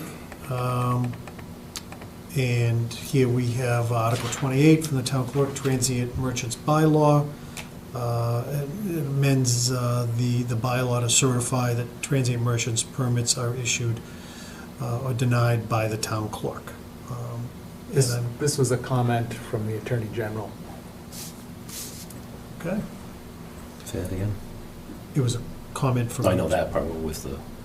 What? Okay. With what? What comment?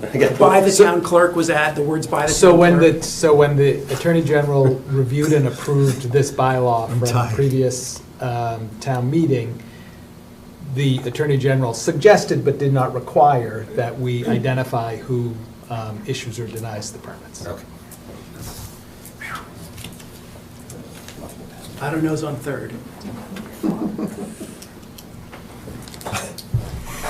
All right, Article 29, permits and licensed delinquent taxpayer bylaw. This is to amend the existing bylaw by striking for not less than a 12-month period. The way it currently works is there is no notice or action that can be taken for at least 12 months for any delinquent real estate taxes or anything like that. And we felt that we recommend that this be amended as presented. So this means if I'm a day late paying my taxes, they can report me? For you, it's an hour. I'm just, You could get a notice saying you're late. No. So the treasurer has to issue a list of delinquent taxpayers and does that periodically throughout the year. That has to happen first, and an opportunity for a hearing has to happen before you can exercise your rights under this. So it's not, you're an hour late, we got you. I was just trying to clarify if there should be something that more clearly states when you get on the list, if it's not after 12 months, right? Whenever you piss Robin off, you go. Well, I learned not to do that a long time ago. You could be on the list within an hour, is what you're saying. In a minute. It gives flexibility, it gives flexibility Yeah. to the office. Yeah, got it. I think it's important. Article 30, amend prior town meeting Clean Lakes revolving fund article. This substitutes the Conservation Commission for the Clean Lakes Committee as the agency authorized to spend from the fund. That was through the work of through the Select Board. Article 31. One second, so, Robin or Tom, whoever, can we, like Article 25 We'll go back. and Article 30, can we format them the same? Like you have the table establishes A, B through G, Yeah. and maybe flip the table so it's a little easier to read, like you did A along the column, and then you have more of an explanation to do, instead of having this little cheesy column here. Yeah, we haven't gotten to that level of And then work yet, but yeah. set up Similar 30 the setup. same way, just. You got it. You can do that. Okay. Article 31, this is the authorization for the sale of 242 King Street, and this is authorizing the Select Board to dispose of the land and building located 242 King Street. This is the White House that is in front of the recently completed water treatment plant. This is a select board article? I didn't think we owned the property. I thought the We don't. water Water department does owns though, it. which falls under us. Right. We Right. didn't, Water does, yes. So why are we asking for it to be, this is like a declared surplus, basically? Correct. And We to don't own dispose it. of it. It is weird language, this. If we don't own it, why are we declaring it surplus, I guess? But it's through the water department, and it's there So under why control. aren't the water commissioners like doing it then? I mean, I guess it should be their article, in theory. So They're just like I any wasn't other- aware of this, so the water department has the care, custody, and control of this? They purchased the property, I don't property. think we had no money in it, we had no say in it. Okay, Well, the- let me, the sewer department We paid for it, but purchased it, right? We have debt on it, on the land purchase. Yeah, So and that's it's- supposed to go towards It's under the the debt. sewer department, but the town is paying it, so. with that information, let me, I guess I would like to see the sale of that property, that house, if that's what happens. Is the town getting the money, or is that money going to the, we are getting the money? Paying down the debt. I think so it's, It says the proceeds will be used to repay the town for expenses incurred related to the town sewer project. okay, so it is our article. well, I know the planning board the water department has been in front of the planning board to ask for permission to put in a driveway. We haven't been in front of Okay. the planning board to do that, so it's just kind of, Interesting. Yeah, some consistency yeah. would be preferred. I know I asked you, Robin, to put that Yep. repayment in there for the town expenses. Yep. Can you just run that past Nick so he doesn't forget? That's Sure. what he agreed to do, please. Sure can. The water commissioners agreed to do that. Water and sewer commissioners agreed. Yeah, I think any of us would have trouble speaking to this article without knowing more Why not details. put the if it's gonna select be board out. and the water commissioners? Don't volunteer us, Fred. Where did this article originate from? Who proposed the article? Anyone know? Wasn't us. It was just on the list, I think, of, The list. It had to be We had a list. Light and Water. I would assume the Light and Water It Commission. had to be. I mean, Okay. the first time it's in front of us, correct? yes. Yeah. So small diversion here, if we're, now that I'm looking at this and realizing that the Orchard House sale will also have to probably specify where the funds will go, which we haven't even talked about yet, which makes me think we're not ready to do that. There's too many things that are not pinned down to finish in a week. Okay. Because I know someone's gonna ask, well, what do you do with the money? And if we want to use it, I don't know, we probably can't use it for the orchard, there's gonna be a discussion with town council on what we can use the funds for, how we direct it, right? Right. Nothing that we've even discussed yet. You can do that off the top of your head, right? Yeah, it's just whether or not it's accurate. That's an excellent answer. I need How to much save do you that one. charge? Business as usual.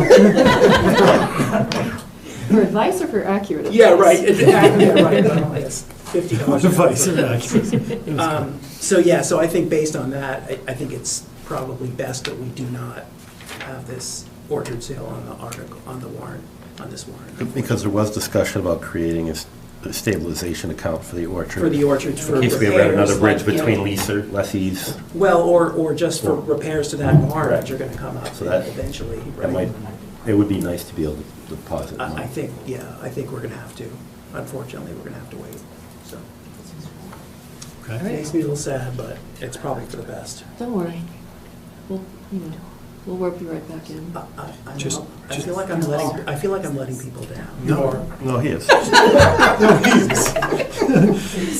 Just means you hang around, We talked about this, not in front of you, behind us. just means you're hanging around with us longer though, Matthew. I won't, don't worry. There you go. Okay, last but not least, the Article 32, Citizens Petition, is to amend, the proposed petition is to amend the town's general bylaws to include reporting requirements for Parks and Rec programs revolving fund. And that'll be it. And that one's, Tom and I have been working, looking at this one, and we'll probably have a town-sponsored draft for us to consider. Like a select board sponsor. Correct. Okay. Madam Chair. Let me make two comments. Yes? George Sanders, 682 Great Road. Finance, Mr. Chairman, is this $500,000 for the Shaker Lane that is going to be put towards paying the annual debt? Is it in this budget, or when is it supposed to start? It's $2 million, George. Oh, it's $2 million? Yeah. Okay, when is that supposed to start, and is it in this budget? $2 million is in this budget. It's in this budget? Yeah. Okay, that answers one. The other one was the town administrator said that the energy cost for this building was $52,000. Yes, He sir. said that the center was $4,000. 400. $400. You have to add the $400 to the credit of the solar they got on that building to give you the total cost of the energy for that building. You have to add that together because they're getting credit on their electric bill every month for the amount of energy that's generated through that. So if they're getting $2,000, then it's $2,000. Whatever the amount is, you have to add it to what they actually paid to light and electric. So what, Mr. San, I'm sorry, through the He's saying chair. like but I think you've included the solar, like the net metering cost. That's included town in doesn't the net meter. $400 that you quoted. Yes. Yeah, I think, But I think what he's saying is that you get a net cost, but they're giving you a credit off your bill A for the tax. actual savings of the solar panels being there. Right. A Which is tax probably credit? detailed on the bill. No, it's probably detailed Oh, on is the it? bill. Okay. It may, So you would we'd have to look add at that it. together to say how much it costs for the year to operate that building. Why would we add it if it's not costing us that much? Why would we add it? If we're Because only you spending can't run it $400, for- why would we add money You can't back? run it for $400. We are. We are. We are. Yeah, but you got the solar up there. So if you had that building and didn't have the solar on it, if this building had solar on it, you'd be running it cheaper too. Right. I guess that's the point, we're trying to Right. show. Yeah, that- well, that's my yeah. point. I think that people need to know that that building isn't being operated with $400 electric being paid. It has solar on it, and they're getting credit every month. I'm the first one that had solar in Littleton. I so follow know you. about the solar I follow you. So it would be good to see what that, the true that number cost is. to Yeah. run that building is, without the credits. There are no That's just- credits. We don't get any credits. The town doesn't net meter. So The town doesn't have a meter on here? the town does not net meter. The meter does not run backwards for town buildings. That was part of the agreement with Littleton Electric to allow them to put larger solar arrays on. Your solar array is limited so that your meter won't run too much My backwards. question is how you come up with paying the $400? That's what the bill that Littleton Electric sends us over the course of the 14 months. That's the bill. That's the And sum of all the We don't have bills. meters on no building. no. We No, do. no, no, no, there's an electric meter. I don't think there's a separate solar meter that you can track that runs. You don't get SRECs, you don't get any of that on town buildings. We can calculate, we know how much energy we used, and we could try to come up with an estimate based on We what the electrical rate here is and the energy use is over there, so that we could compare. It would have cost, if we didn't have the solar, it would have cost X. That's what you're looking It'd be for? pretty Yeah, significant. Yeah. that's what I'm looking for. Yep, Yeah. okay. That was That's a good idea. Thank you. Thank you. Okay. So let's just put solar on this building and call it a day. There you go. We'll make money. It's probably not compatible with those piece boards. So we are, minor edits to this, basically. I mean, the nuts and bolts of this is what it is. It's everything we talked about in the budget. There's no big changes from what we discussed already. Is everybody comfortable to make recommendations at this point? Or should we meet yet again to make recommendations? We need to meet before it goes to print, Which is the first. which is the first. So we do have meetings. We have a week. We have a week. One Yeah, week, this yeah. week. We'd like your recommendation so that we can make our decision. Put it that way, if you guys. I'm comfortable with recommending the financial stuff, maybe except for Article 13, because of that $100,000 till you have your discussion, but In Article 2, because there's nothing in it yet. right, I don't have that on my list to do. So I would make a proposal here and entertain a motion to the Finance Committee to recommend Article 3, the operating budget, Article 4, LCTV, Article 5, the revolving funds, Article 6, the 27 water budget, Article 7, the 27 sewer budget, Article 8, the amendment to the FY26 sewer budget, Article 9, the water retained earnings, Article 10, maybe we can hold that until we Yeah, find until out what the money can be spent What they're gonna for. use the Yeah. money for. Stabilization Article fund. 11, so skip 10, go to Article 11, deposit to the school stabilization fund. 12, the withdrawal from the fund. 14, capital from free cash. 15, the ambulance. 16, to rescind Do we have a $175,000. working ambulance? Barely. I mean, seriously, do we? Seriously, we have one that's No. working. No. The new one, you mean? Yeah, 2 The weeks. new one now. is not working. Been running for 2 weeks. Has it? Steve, 13. Wow. I thought it went right back in. 13, we're holding. I'm sorry. for We gotta hold the, that, okay. It's gotta go back. $100,000 feasibility discussion. 16, rescinding the $175,000. 17, rescinding the debt, prior debt. 18, the comp study.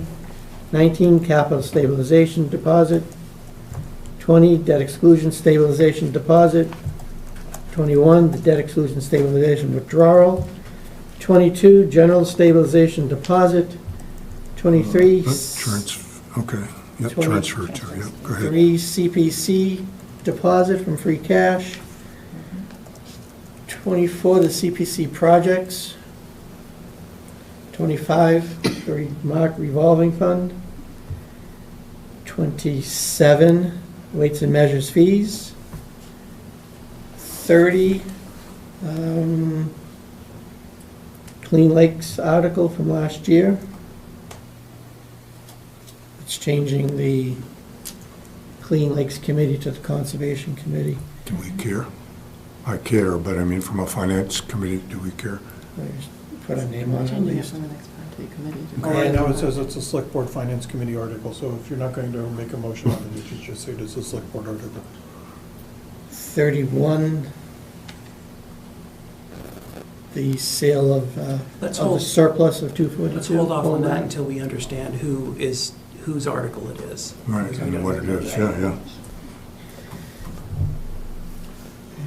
Everybody get that? Did you do 13? No, No. because the Yeah, 13 $100,000. does $100,000 for your Conversation discussion. about the feasibility study. Okay. Can I see the ones you checked off? This one? Unless you want to do your discussion now. I do not. Oh, yeah. No, I have it. Thank you, Mr. Chairman. I got it, don't worry. I'll entertain a motion. It's a so So moved. It's a so moved. You moved it? I move that Yeah. we approve all the articles that Steve just mentioned. In a second. And I wash my hands of the whole thing. Good. Moved by Rick, second by Fred. All in favor? Aye. Aye. We're good. So 10 and 31, we need to discuss. You guys will. And 10, 10, 13, and 31. 31. Yep. We held. Held. There you go. Forthcoming, probably not by next week. And Right. 28 and 29, they don't have anything to do with. Before town meeting. And And one and two. 26. And 1 and 2 we don't know because we don't think we have any bills, or Yeah. we don't have I think any we bills? know we don't have Oh, any we know we bills. don't have any bills, so we Yeah. just recommend that? Or does that mean we just pass the whole, pass that? You're just article passing over? it. Okay, Check ones of the ones. so we're doing everything 3 through 31, well, 3 through 30 except for I 10? can, I can list them, 10. I think. Okay. We've got 13, 3, 4, 5, 13. 6, 7, 8, 9, 11, 12, 14, 15, 16, 17, 18, 19, 20, 21, 22, 23, 24, 25, 27. bear with 27. me, 27, 30, and that's all. And That's the ones they voted. then that's the ones they've approved, so we can do that motion first. Motion to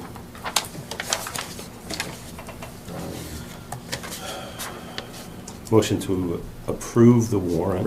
Recommend. No, we do it. Are we approving the warrant yet? I No. thought this was, Wasn't this No, was- you're recommending the I article. thought we We're were just recommending recommending the articles, articles. because we still have to come back and decide on a few, Okay. I think. Vote to recommend the articles as read off by Madam Chairwoman Morrison.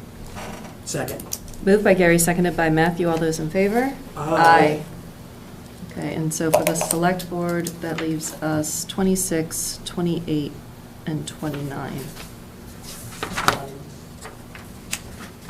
that are just That we're ready to exclusively do ours. tonight. Yeah. We're holding Are there any questions about this, 26, 28, 29? Are we ready to move forward on recommending them? I'm ready. I don't think I can vote on 26. Oh, okay. That put us in a situation, because you'd be doing it for the same reasons I would. You would, and then we So don't have then a we don't have a quorum. quorum on that one, yeah. But your road is currently being plowed, mine isn't. Yeah, so maybe you can vote on But it. they stuck that repair in there. Oh, okay. So that's a tricky one. So why don't we ask, we should ask town council. Yeah. I'm sorry. That's okay. So for Article 26, the DPW private ways and repairs, my road is currently being plowed by DPW, so I assume I cannot recommend that article He's on a private way. because I am on a private way. And Gary's- Yeah, better safe than sorry. And Gary has had repairs done on his road. So I'm on a private way as well, but we plow independently. But I've had repairs done on our road. So I don't, it's just a weird scenario. Mhm. Yeah, so the best advice is to recuse yourself from the vote. So we don't have a quorum for that one. Okay. So we can vote 28. So we can do 28 and 29. I've had a 75 repair done. 11 years. Gary, can we get a motion to? I'm sorry. approve 28? I'm just thinking about that $75 repair 11 years ago. I know, you're reminiscing fondly. All right, what is it? I hate to interrupt. 28 and 29. All right. Motion to recommend Articles 28 and 29. Second. Moved by Gary, seconded by Matthew. All those in favor? Aye. Okay, thank you. We could vote on 28 quickly when we go to the Charter Committee's meeting on the 30th. On 26. 26. 26, you mean? Is it the 26th or 26th? That is? So we didn't do 1, 2, 10, 13, I thought it was the 30th. No, Correct. Today's the 23rd. Okay, so a week from tonight. Yeah, Can you make sure that that goes on the agenda, and we're going to be voting we're going to the Charter Committee on the articles? 30th. More on it, yeah. Oh, This- I heard you saying, no, We're going to have it's to the vote the remaining 26th. articles. You're talking, one's talking date, one's talking. At the article. Charter Committee. Understood, It'll- understood. So you want, on the agenda, you would like Remaining. Articles 26, 28, and 29? No. Just 26. Just 26. Just 26? Yep. And we won't have an answer on 10, probably. So that'll, 10, 13, and 31. yeah, that'll leave 10, 13, and 31 blank for both of us. Which may just have to be the way it's Before. printed. Before the meeting. Right, we'll just have to have it in the addenda. Oh, right. Yeah, because we won't get an answer before next Monday on those two, I don't think. On those three. We'll- And we don't want to meet with them. I don't blame And you. then, I guess depending on where we are on 32, I would add 32 to that list in case we can vote on that as well.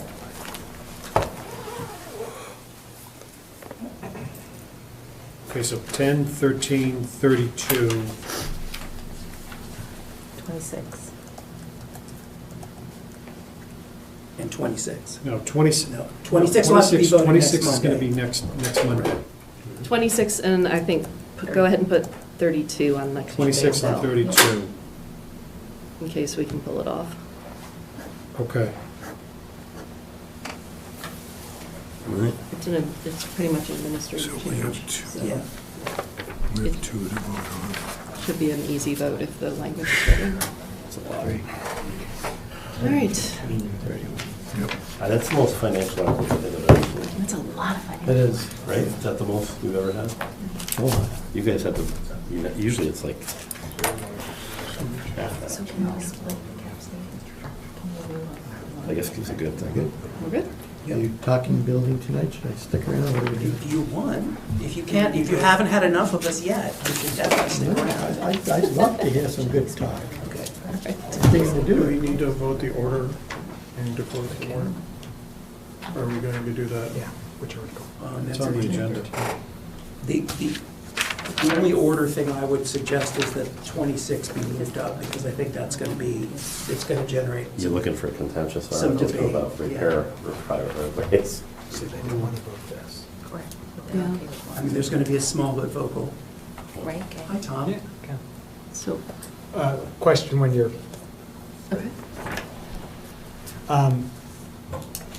would you be in a position to vote one part of Article 13, the Fire engine. fire engine? The Yeah. two- Yes. Yeah. Right now? Yeah. Okay. What is this? You guys haven't adjourned yet, have you? No, All right. we still have minutes. We need- Article 13.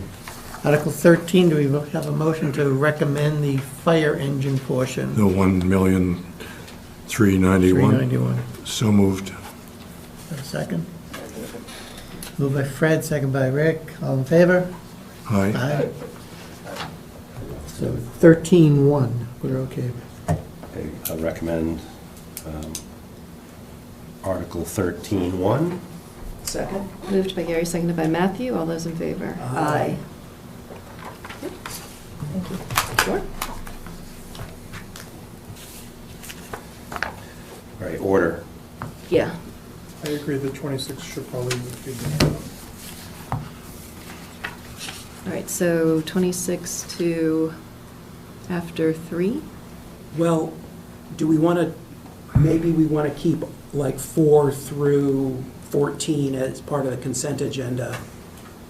All of those seem relatively non-controversial, and we could probably blitz through them on the consent agenda, unless someone disagrees. You're saying move it up before 3? No, I'm saying move it up to like number, put it right after 13, or right after 14, for example. I see. Because it seems like. It's all consent, pretty all- much. pretty Maybe much one all or that two stuff's gonna be questions. consent. I mean, Yeah.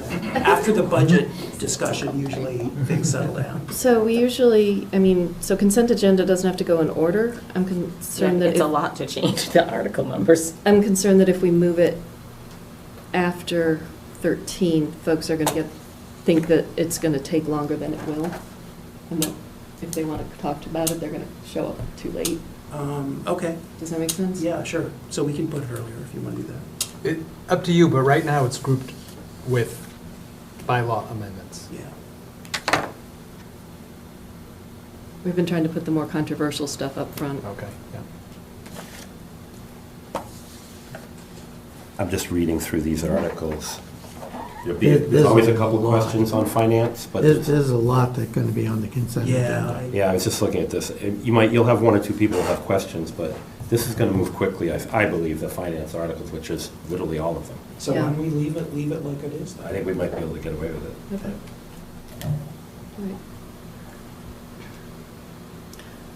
Are we going to add notes about childcare like we did last time?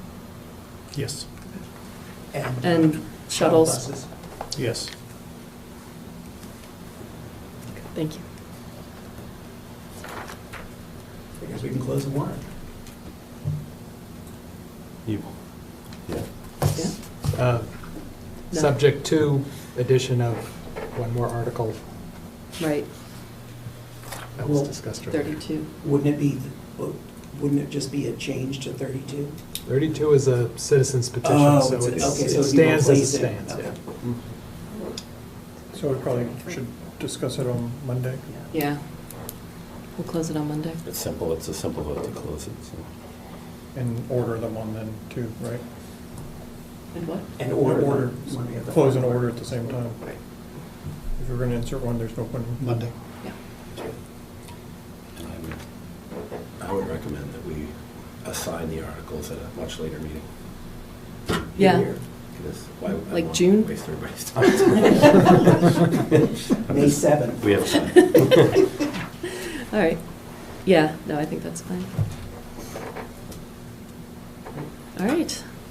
I have 2 minutes, just to Sure. do minutes, send around minutes, discuss. Great. January 14th, 21st, 28th, February 4th, and February 7th.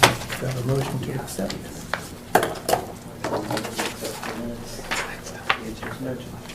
Got a second? Second. Moved by Rick, second by Sam. All in favor? Aye. Thank you very much. All right, thank you. Appreciate it. Have a motion to adjourn? You got it. Second. Yeah. Moved by Fred, second by Rick, all in favor? Aye, thank you. We can move forward with item 6, I think. Mr. Bent is here. Great. Did anybody have any questions? Apologies for not recognizing you. Yeah. Probably would have got you in a lot of. It's fine. Good stuff. Thanks for your patience. Is it though? Did anybody have any questions, concerns regarding? Have you been sitting in on the meetings? I have not. Okay. You know, And do you have experience with zoning? I'm a professional engineer. I just recently retired. I've done, my whole career, I've done water, wastewater, utility, civil infrastructure. So I've been through a lot of different boards in my career, but not Littleton. I've lived in Littleton for 14 years now. So I just 7 at a time because I travel a lot, but like I said, I just retired, so. Okay, well, thanks. Thank you for Appreciate it. Did you have anything else you wanted to add? I'm not sure what you want me to. Very informal. Yeah, very informal. Yeah, no, I'm looking forward to it. I've always wanted to get involved in something, and I looked into what was available for different boards, and I think I have the experience to understand the different issues. I've gone back on the website, looked at the different things over the last few years, and I think I have the experience and, to be able to provide some input. Are you going to ask me his favorite color? What's your favorite color? I'll go with blue. Okay. You're in. We haven't heard any negative from the current board, correct? Zoning appeals or anything, so no record. It was, Madam Chair, the chairwoman was very supportive. Okay, that was the next question. Great. That's always important. They need bodies. Yeah, this is great. Thank you for stepping up. Yeah, thank you very much for participating. Move that the select board vote to appoint William Bent to the Zoning Board of Appeals as alternate member for a term expiring June 30th, 2028. Second. Moved by Gary, seconded by Matthew. All those in favor? Aye. Thanks. Thank Go you. ahead and get sworn in at the Yeah, town that's clerk's something- office. So, What's my next step? Go to the town clerk, and she'll swear you in not right now, she's not up there. No, okay. Okay. during business hours. All Yeah, right. thanks. Thank you. Before the Thank you. first meeting, I guess. Okay, thank you.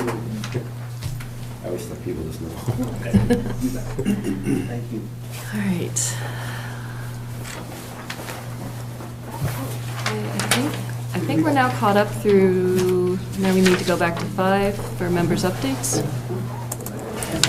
and public input. Gary, we'll start with members' updates. Anything? No, once again, congratulations to a place where you couldn't really even field a hockey team years ago, to where we didn't even have a hockey team years ago, to this is an outstanding accomplishment. And look forward to many more future years of success. And congratulations also to the robotics team. I don't want to forget, they've been continue to do outstanding in all their events. Okay. Nothing for me? No. I'm sorry. That's okay, Mark. So I wanted to, the town clerks gave me a list. We had 3 veterans pass away in March. Lawrence Fisher, who was 95 and from the Air Force veteran. Manuel Medeiros, who's also Air Force, who was 90. And David Wilson, an Army veteran of age 57. I just announced and thanked them for their service. A couple weeks ago, I attended the legislative breakfast in Clinton. There's a lot of push to update the undesignated funds we get through the, they're still doing their big bill they're trying to push to reform procurement and everything. I don't know what headway they're making. One interesting thing is the cannabis regulations have changed, so you can now do social cannabis, so we can adopt that or not if we choose. If you do, there's 3 different kinds, and it allows cannabis at different events. Hookah bars and things like that. Yes, or, yeah, and they have to get an HCA with us and all that. But no one can, if we don't adopt the regulation, there are no social in Littleton. On Saturday, I attended the CPTC meeting, which is the planners organization training. They a lot about affordable housing and LIPs and LAUs, which are what we need to do to get like new apartments and things on our subsidized housing inventory. If you want to get into acronym soup and everything, I highly recommend following this process. I've attended, MHP and CHAP have had affordable housing events in the past couple weeks. What I've learned through the last one I attended, POA, which is a national affordable housing developer, talked about some of the projects going on, and from the sounds of it, from the different meetings I've been to, it sounds like the town for any affordable housing project will be expected to contribute about 10% of the cost of the project, to show that the town is committed, and then that opens up the doors for a lot of the state and tax credit funding. And affordable housing projects are not cheap. So Thursday, I'm going into Boston to attend an event sponsored by CHAPA for a bill that's going through called the House, and now called YIGBY, for its Yes in God's Backyard, which allows multifamily by right on religious property. So there's a lot of, this is part of the push by the state to open up more housing. I also wanted to thank everyone who attended mini golf over the weekend. Apparently, the library was quite a madhouse on Saturday. I heard there were over 200 golfers through there on Saturday. All told, the event raised just over $16,000. So thank you for everyone that participated and sponsored, and whoever outbid me on some of those things, I want to really track them down. So. All right, thank you. I'll just add that I'll be in office hours Thursday, April 2nd from 1:30 to 3, and that's all for me. We'll take public comment. If I may, Madam Chair. Mark, you bring up, when you brought up the cannabis, just to get ahead of that, we probably after town meeting, that should probably be on our agenda to set up, decide what we're going to do. Because it's before it, actually get ahead of it. If we want a policy to allow it in certain circumstances.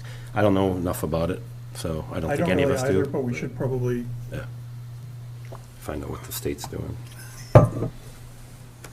That's all. Okay. Public comment? Going once? Going twice? Moving on to 7, we've already discussed the Orchard House. B, discussion regarding the potential transfer of state-owned roadways to municipal ownership. So, as part of the 550 development, there was a lot of effort on whether we wanted to take ownership of King Street in front of that property, so for parking and whatnot. I've been thinking we need to figure out if we want to have a larger discussion and a real plan on what, if we want to take ownership of any or all of the state roads in the common area, and have a more formal process and decision. I volunteered BPAC to do this. They haven't run away from it yet. They just need help and guidance on what we want to do. We should look and see what the costs, what the benefits are, and make a real informed decision on what we want to do, and not do it piecemeal or reactively. So while we have a chance, we should, if we're at all thinking about it, I think we need to do it more formally and more publicly, and not reactive. So I don't know what others feel about it. I don't know how to kick it off. I don't know how to make it happen, but other than volunteering someone else to do it. What's the state allow? Do they allow you to just break up 110, for instance, for a little portion, just our common? Yes. And then if you look at most they pick their plow up and continue on and drop it? I don't know how it actually works in practice, but if you look at a lot of the towns around us, they have sections that are town controlled. I think I've seen. Air does it from basically Acton has a couple different sections, 27 through Acton Center and 111 through their West Acton Village are both town roads. You'll see signs, but So the impetus for this, essentially, the only reason I've heard is so far, is that we could put parking on the King Street side of those commercial buildings. while there's parking, we can control whether the sidewalks are there, we can control the speed limit potentially, or not sidewalks, crosswalks, I'm sorry. We get more say in crosswalks, bike lanes, that type of stuff that we don't currently get Oh, for the- necessarily, or it's very, very hard to do. But if we do the bike lanes, it's going to be for the little section that we took over, and there are going to be bike lanes to nowhere. Can you Potentially. meter it? But We'd be allowed to meter it, too. meter it? Meter. Oh, put Meter meters. those spots on kids. If you don't, the residents will end up taking them all. The idea to have them there would be for the people to use commercially, correct? Yeah, Go to the I'm not, I don't know what the benefits versus the drawbacks are, but we should, if we're thinking about doing it, we should do it more formally than haphazard. I think giving it to BPAC is great, but they will need some help Yes, getting information from the state and understanding the cost of owning Yeah, that section of road. yeah, I agree. So, I mean, but I have definitely no objection to looking into it. And I think it's a good idea to try to understand what we're getting into if we do it. do you have any comments or ideas, Mr. Duggan? Just from the few conversations I've had with DOT and which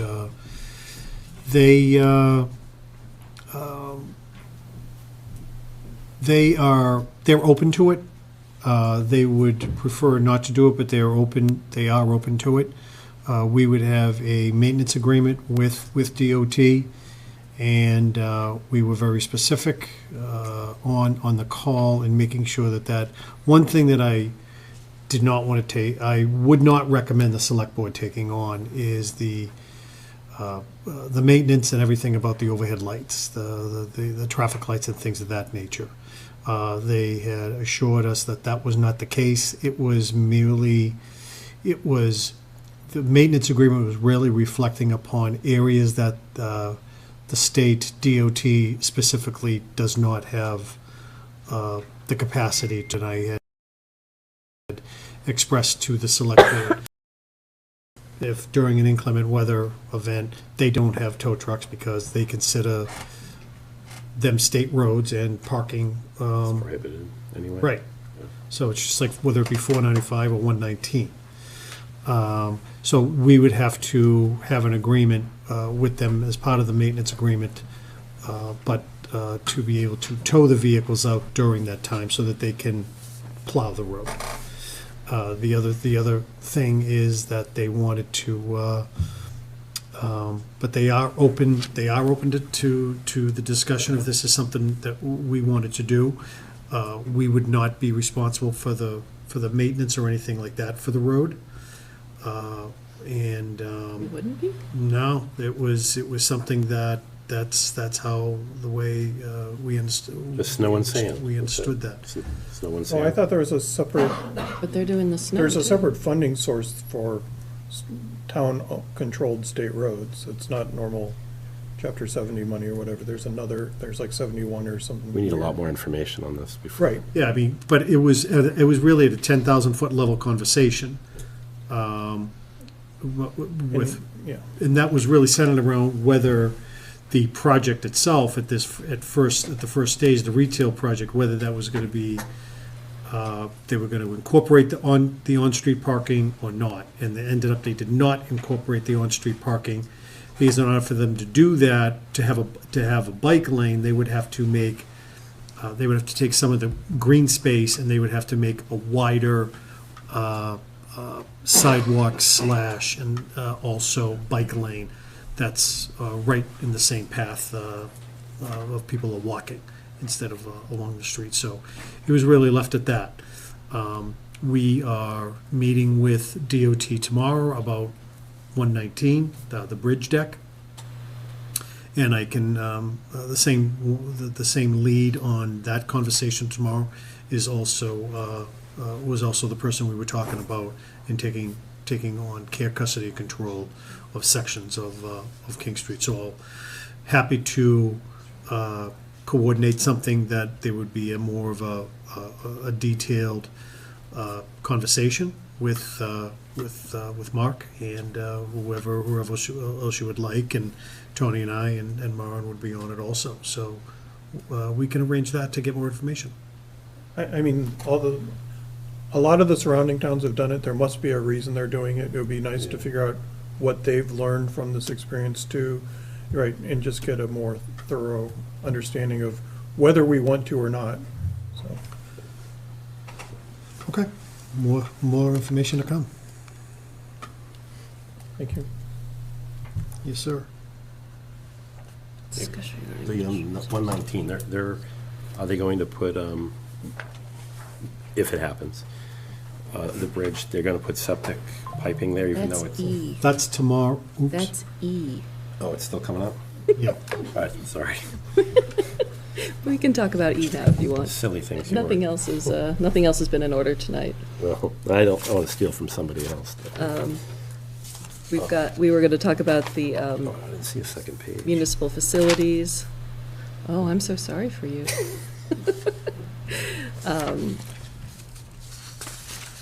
I think, no, let's talk about 119. Okay. It dovetails nicely with what we were just talking about. So tomorrow, as we submitted in the packet, there was a succession of emails that were exchanged between the town team and DOT. Just recently reached out to us to appreciating our advocacy to include the utilities. And they had some questions that their team would like to ask our team, so Lisa was able to coordinate such a meeting for tomorrow. I think it's at noon time. There's a team's meeting, so they're well aware and responsive. Great. Yeah. Yeah, my question was just thinking of the future. If you just put a sewer pipe to specs, if they're going to expand that bridge or completely redo it. They're widening it, right. Just to put it in there, it can be blocked on both ends until the point comes maybe in the future. If we're gonna be running it Right. up that way, then we've got it already done. That's the only, 'cause I know they're gonna do water anyway, I'm assuming. Correct. So there'll be two lines. I was just curious if they could, Yep. if that was part of it. But that Even though we was, don't have existing sewer running that way, just Right. to have the pipe there already, we wouldn't have to go through. right. And that was, and they were, so that is beyond their original scope, and they recognized some areas from our original conversations months ago with areas in terms of widening it. Sidewalks on both sides, things of that nature. We also asked for that, so, but they did express to us that there is a budget and they're trying to live within it, so we'll see where this conversation takes us. Okay. Great. So back to policy on use of bond finance municipal facilities. We currently and have reached out with the language, the policy to bond counsel. We have not heard back yet. Okay. Okay, so of looking at how we can to do that, is that Yes, correct? yes, we're waiting on comments from bond counsel. Robin and I are working with them so we can get a working draft over To bond council. to the board. Okay. Board's consideration with bond counsel's comments. Okay, got it. Okay. ICE, I don't have any updates on that tonight. Application from the Littleton Country Gardeners for May 9th. Is that common? Every year, right? You gotta keep an eye on them, they're trouble. But there's no other event planned. I know we got a pretty good calendar of events. Yeah. They weren't on that weekend, right? That was the only thing I was thinking, but I can double check. that would be my only question. Want to double book the common?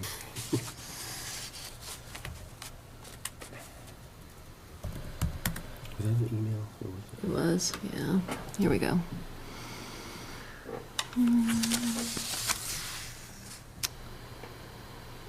April 18th, May 16th. So we're good. So we're good, yeah. I'm good. Okay. Go ahead. Any questions, concerns?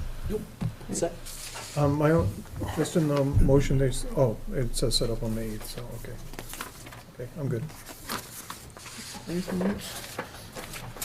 Move that the select board vote to approve the use of the Lower Littleton Common for the Littleton Country Gardeners annual plant sale scheduled for May 9th, 2026, from 8 a.m. to 5 p.m., including setup on May 8th, 2026. Second. Moved by Gary, seconded by Matthew. All those in favor? Aye.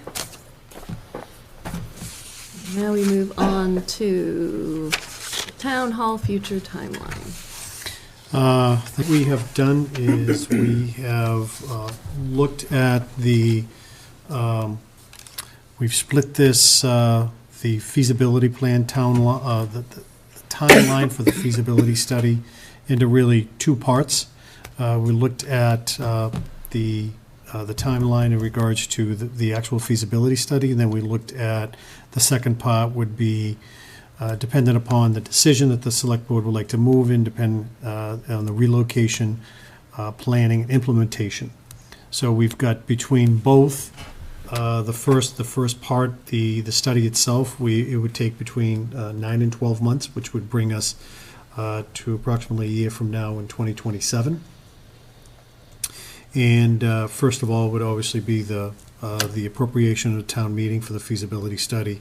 Then what we would be looking at is to define the study scope, including the potential renovation and relocation options, public engagement with residents within the community, cost estimates, stakeholder interviews, space needs assessment, review of any historical documents that this would take place. Then rolling that into late summer and the fall, we'd issue the RFP and complete the selection process for the architectural and consulting firm. And then we would look to, in the fall, execute the contract to begin the feasibility study. And then in close to summer of '27, the firm would complete the feasibility study, present its findings. Depending on the findings, whether it's something for this is something the select board would like to pursue, then we would if we look at, let's say, if we're going to look to move, then we would identify a potential lease space. Or if we would not be moving, then that search would transition into looking for swing space. And then looking further into the fall of '27, then if we, again, going back to, we would then need to be looking at town meeting to seek approval for lease funding and the disposition process and surplus process, or the funding for the swing space in order for us what we're going to be doing to stay. And then once that takes place, then we would have to prepare to move the new departments to, whether it be that swing space or the potential of a new location. But that potentially, once we identify the location of someplace new, then it would really take a whole new. It would extend the issue out further, only because we have to wait for the renovations of that space, and so we're probably looking at 15 months, between 15 months to 24 months before it's actually we're in.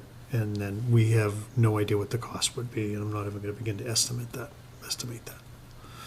So that would be the potential roadmap with the details we're looking at.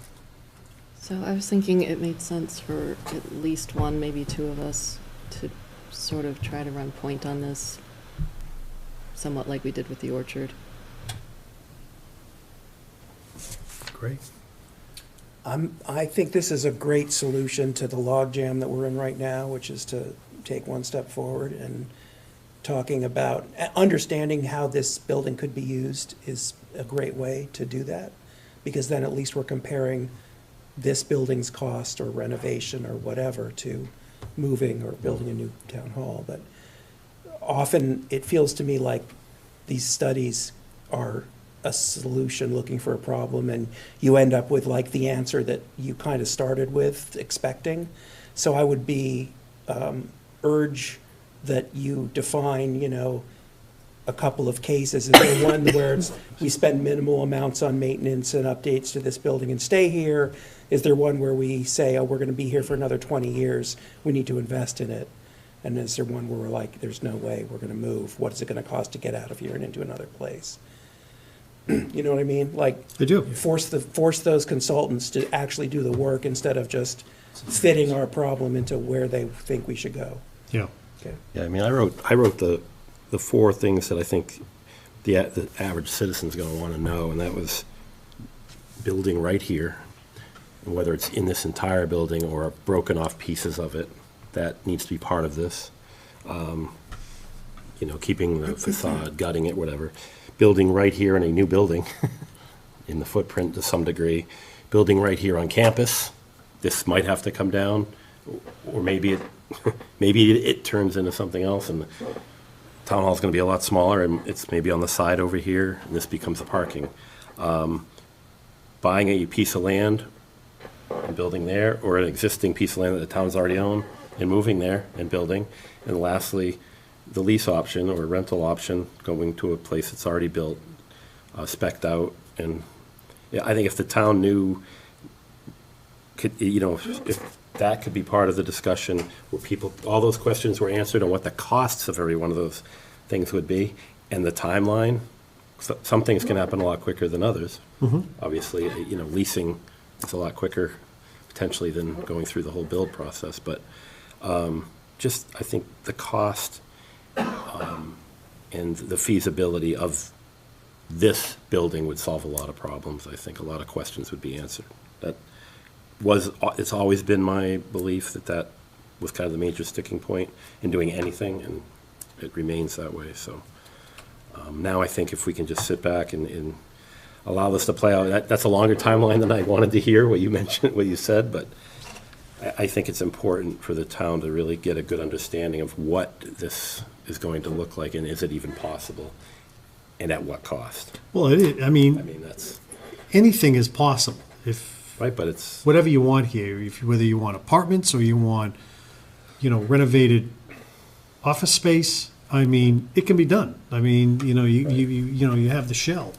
But at the end of the day, when we're looking at the dollar amount for whichever, into what Matthew was saying, at the end of the day, we're still staring at a new DPW building at $45–50 million to do that. So there are demands that are still out there that are on us,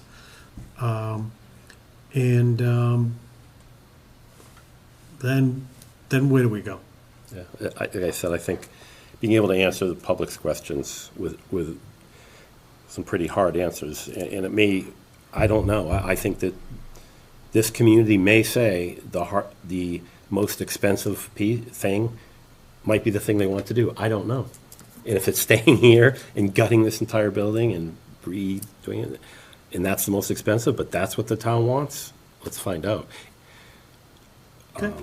Maybe the most expensive thing is to just keep fixing problems here as they come up and paying the utilities. That's probably the most I'm not expensive. kidding. I know. Right? No, that- Continuing to fix the That was problems. going to be what I was going to say, Yeah. is that we are keeping a running tally of Yeah. how much it's costing to stay in this building while we stay in it. $50,000. Yeah, no, it's not, this isn't, we know that So- we're on a clock Yep, Yeah, here. yeah. We don't need the space, it's too big.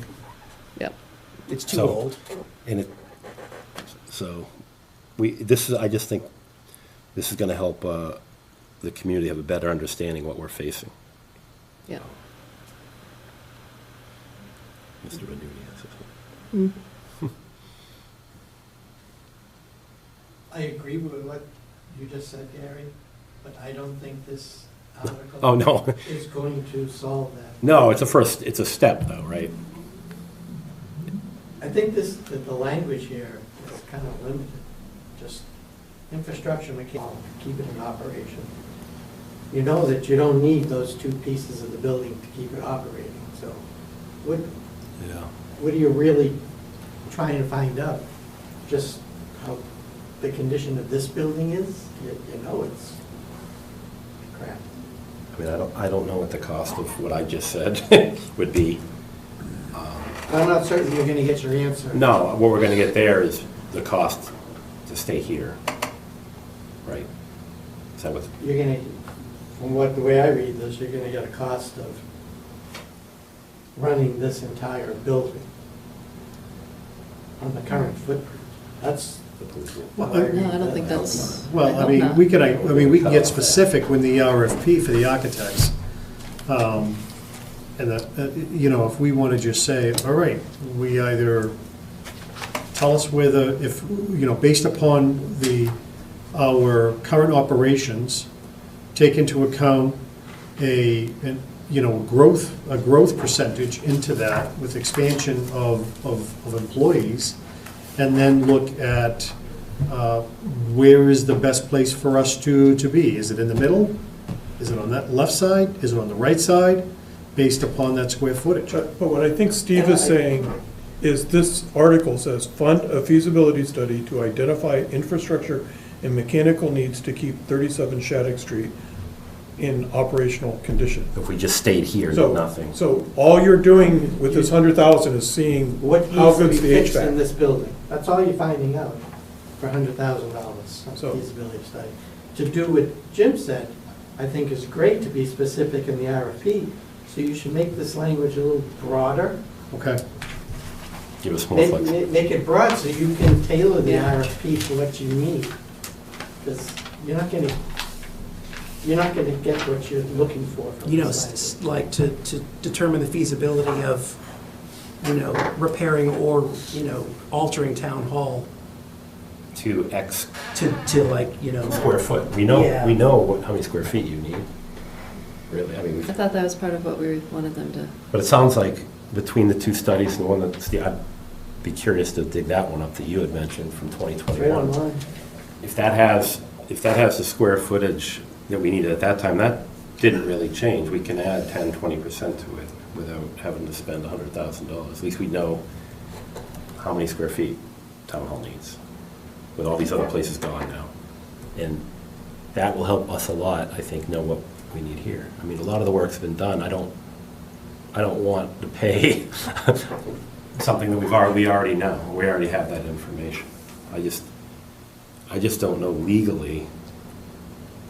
I've been told that you have to do X. You have to do this as part of the process to get the next step.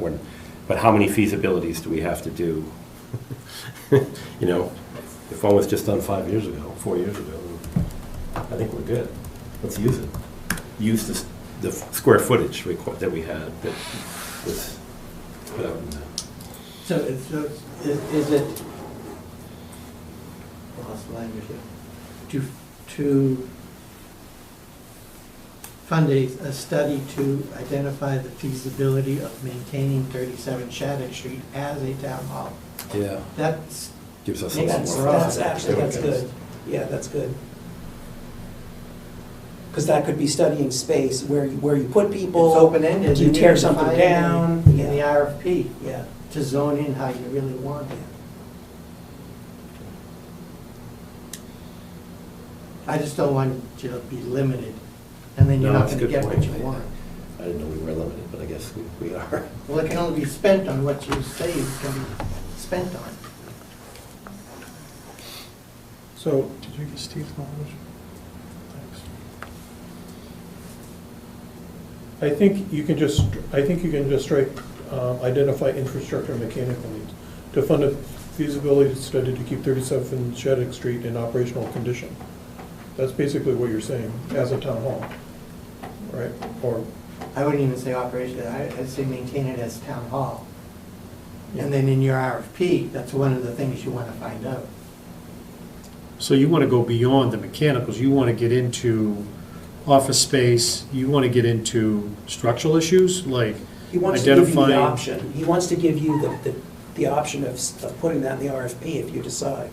Well, That's no, what you want to do. And I know, and and thank you, and I appreciate that. I'm just, I mean, but, so if it's up to us to identify what kind of language, specifics in the RFP, are we looking to actually identify, okay, then this is gonna be changed around, and this is what, I don't know, is that something that, You We know would be some doing- things going into this, that this building is too big, right? yep, So part of the RFP is how much space, what do you do with the other sides? Right, say you're keeping the center, what do you do with that? How much is gonna be to demolish them? And then getting this space up to snuff. right, I mean, that goes to two of Gary's points, right? Right. yeah. With that, After though, that. you could probably get the cost. We're starting to realize that. What's the cost of the old boiler? What's the cost of all these other things, the water sprinklers, the ADA stuff that would have to be, I mean, that's all gonna be hopefully part of this, but I don't know how far $100,000 goes. I would like to think a long way when you're drawing, but probably not. Probably not as right. So, as much as we can get out of it, though, is for this space, with the square footage identified that we need, which I think we already have that number, or sounds like we already have. Well, to the chairwoman's suggestion, whoever is, I think the first step is for us to really to look at, I mean, we'll use the language that was suggested by the chairman, and we can really sit down and identify the square footage and maybe some in the scope of the RFP. Okay. If whoever from the select board wants to join the party. I'll be honored if somebody wants to join me. Okay. I'll do it. You guys are all. Already done it once. Okay. So you and me? Sure. All right. Moving I don't on. volunteer for anything anymore, Matthew. Doesn't seem fair to anybody. Wait a minute, Orchard. The Orchard. I No, I volunteered for mean, that. like, he's leaving, And so then you said, please don't No, do it. he'll be in the Orchard when he leaves. That's right. at least he's gonna live there, probably. If he keeps. All right, special permit. Since it's 8:55 PM, this must be earth removal special permit time. Yes, So we have a public I'd hearing. be happy to touch on that. So it's to set a public hearing date. So we received an application from New England Power. They are seeking earth removal special permit from this board, and the project involves replacing and refurbishing the transmission structures along their existing utility corridor. Within Littleton, the proposed work includes grading removal of approximately 26,000 cubic yards of material and spanning over an area of roughly 5 acres, and that's to construct work pads, replace poles, and improve access roads. This is part of a larger regional project. The line runs through Chelmsford westward, northern portion of our town, and terminates at the air substation. The application was received on March 9th, and I will make a note here that the working motion here had a date of April 6, 2026. I would recommend that it be scheduled for April 21st, that being the Tuesday, Monday being a holiday, at 7 PM. Why is that? Because under our policy, we are required to have the public hearing not less than 30 days and not more than 45 days after submission. So April 6th does not work. So therefore, we just recommend that motion be for April 21st at 7 PM.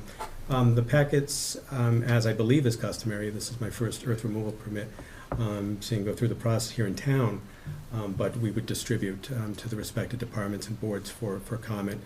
There's been some initial feedback, if you will, from planning, and but certainly would go to conservation and the other boards and departments in town. So the goal being getting their feedback, obviously sharing with this board and also with the development team. We'll also send notice to the abutters, as is required by our earth removal bylaw. So I think they were in front of the planning board last summer-ish to talk about replacing the poles.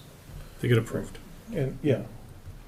So this is just expanding the scope of the work that they were planning then, effectively? So this, yes, and certainly germane to the board here is, and I don't recall now what, off the top of my head, what the minimum threshold is here of earth removal / disturbance.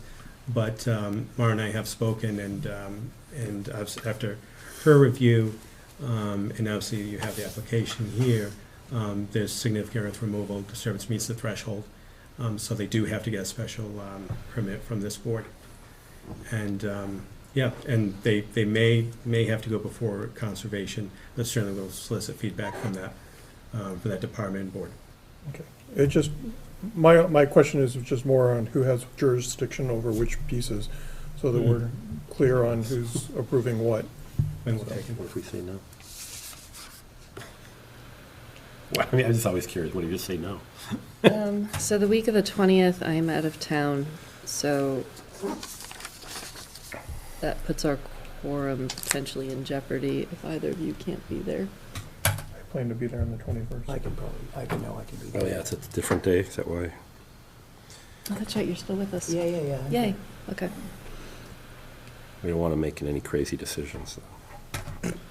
Yeah, I'm good. Okay. All right, Okay. so Matthew will chair it. All right. Move that the select board vote to schedule the public hearing on April 21st, 2026. Sorry, Gary. Is the 21st? Since Yes. it's 9:30 at night now, is that 30 days? Correct, so the submission was. The 9th of March, you said. Completed submission was March 9th, Okay, so 30 Okay, so days. We're in that window. okay. Never mind. Unfortunately, if it was the 6th, it would just be a couple of days short of that window. Yeah, got it. Move that the select board vote to schedule the public hearing on April 21st, 2026 at 7 PM for the earth removal permit. Second. Moved by Gary, seconded by Matthew. All those in favor? Aye. Aye. Thank you. All right, folks, where are we? Town administrator update. Anything left? I will be brief. We've got phase 1 of the residential component for 550 King Street is still under peer review, but it is underway, and they are reviewing the stormwater and the traffic. A lot of digging going on, I saw. And 410 Great Road application was withdrawn last week as a result of feedback that was presented to an internal meeting. And so they're probably looking at another 30 days, they'll come back. Feedback to the planning board? Feedback? From town staff and 2 members of the planning board. Okay. Conservation, that is rumored that Concom will decide tomorrow on the docks of Lakeshore Drive and Long Lake. I know that it's been continued, but according to the conservation agent, that there is the potential that tomorrow is the day that it's finally resolved, or Are they straw polling or officially deciding? apparently officially. Yeah. Just so everyone here is aware, I have reached out to the chairs a couple times now and have not received a reply, so Okay. sorry that we're all being caught unaware, but Beginning tomorrow, I'm sorry, Wednesday, EHS will be open late on Wednesdays until 8 o'clock, and this is going to be a pilot, and this is something that they will be doing during daylight savings hours, so that is from March to October. They will see how that goes and reassess at the end of the period. On what days, Jim? Wednesdays, 8 o'clock. Yep. And they'll have programs available for anybody, and it's been very well scheduled. On Friday, there were contractors that did a walkthrough on the second floor for the anticipated renovations for the bids that are going to be due for April 1st. As you can probably see from that screen up there, we started doing closed caption for LCTV, and that's something that we will potentially be looking at expanding for town meeting. That's great. Yeah. Wish I had known. Yeah, why? No. You wouldn't have said all those things that you said, but now they're in writing. And final interviews for the assistant director, it's down to 2. The third one had withdrawn, and that was, I believe, they were conducted today. And so something that will, Of what? assistant director, Parks and Rec. Oh. Oh, Parks and Rec, okay. Oh, sorry. I didn't know you were fired. Yeah. That's cold, Jim, that's cold. How easy go, I guess. Oh. Strike Sorry, that. No, Strike that, please. That's not happening. No way. If anything, I'm throwing you the keys. Okay. 40, we've got 42 abatement requests, and the assessor's webpage has been updated on the scheduled streets that inspections are going to be taking place this season. How does that stack The up, reassessment. 42? I was going to ask the same thing. Reassessment, you Is mean? that a lot? Abatements, values too high? Is that a lot? Is I think- 42, I think so. that's high compared to? Matthew, you don't think so? I seem to recall I asked a couple of years ago, and it was in the 20s, I think. Okay. Okay. I think, yeah. The board has, they're down to, I think they're down to in the 20s. They've addressed approximately half of them. I believe 25% they have agreed with, approximately 75% they have denied. And that's it. Thank you, Mr. Town Administrator. Minutes. Real quick, can, on the solar for the center, Yes, can sir. we get like a blurb in the newsletter, just separate, like, don't bury it in the EHS year blurb, just like the solar panels and the, our electric bills were, Absolutely. right? It would be great to publicize what we do well, right? And if you want to compare it to the cost of the other buildings, go right ahead, but we should also just say, Okay. this is what we're, With that, real. You want it in the town newsletter or the centers or the both? town newsletter. Let's see if we can Or do both. both. Yeah, Yeah. let's do both. Okay, great. Okay. Good suggestion. Thank you. I like Thank it. you. Minutes. I had no corrections on them. Nope, me neither. Yeah. Move that the select board vote to approve the meeting minutes from the select board meeting on March 9th, 2026. Second? Moved by Gary, seconded by Matthew. All those in favor? Aye. I'll take a Aye. motion to adjourn open session. Oh, can we get, no, I have to read something first, Yeah. right? You have to read the, Yeah. You want to, Yeah. the chair must. Okay. An executive session is required. So we'll move that this, That's me. do you do that? Yeah. All right. So I just say that? Oh, here we go. Executive session number 3. Oh, and number 2. Okay. So executive session number 2 is to discuss strategy sessions in preparation for negotiations with non-union personnel, police chief contract. Executive session 3 is executive session under Mass General Law 30A, Section 21A, Purpose 3, to discuss strategy with respect to a grievance by the Littleton Police Association, as discussing these matters in open session would have a detrimental effect on the bargaining position of the town. Is there an executive session 1? No, because we already had one. Okay. Right. All right. Okay.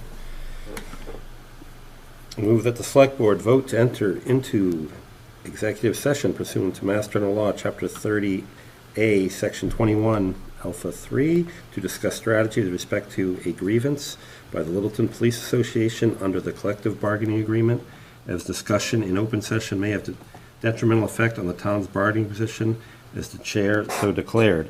And also move that the select board vote to enter an executive session pursuant to Mass General Law, Chapter 30, Section 21, Alpha 2, to discuss strategy sessions in preparation for negotiations with non-union personnel, police chief contract as the chair so declared. And to not return to open session.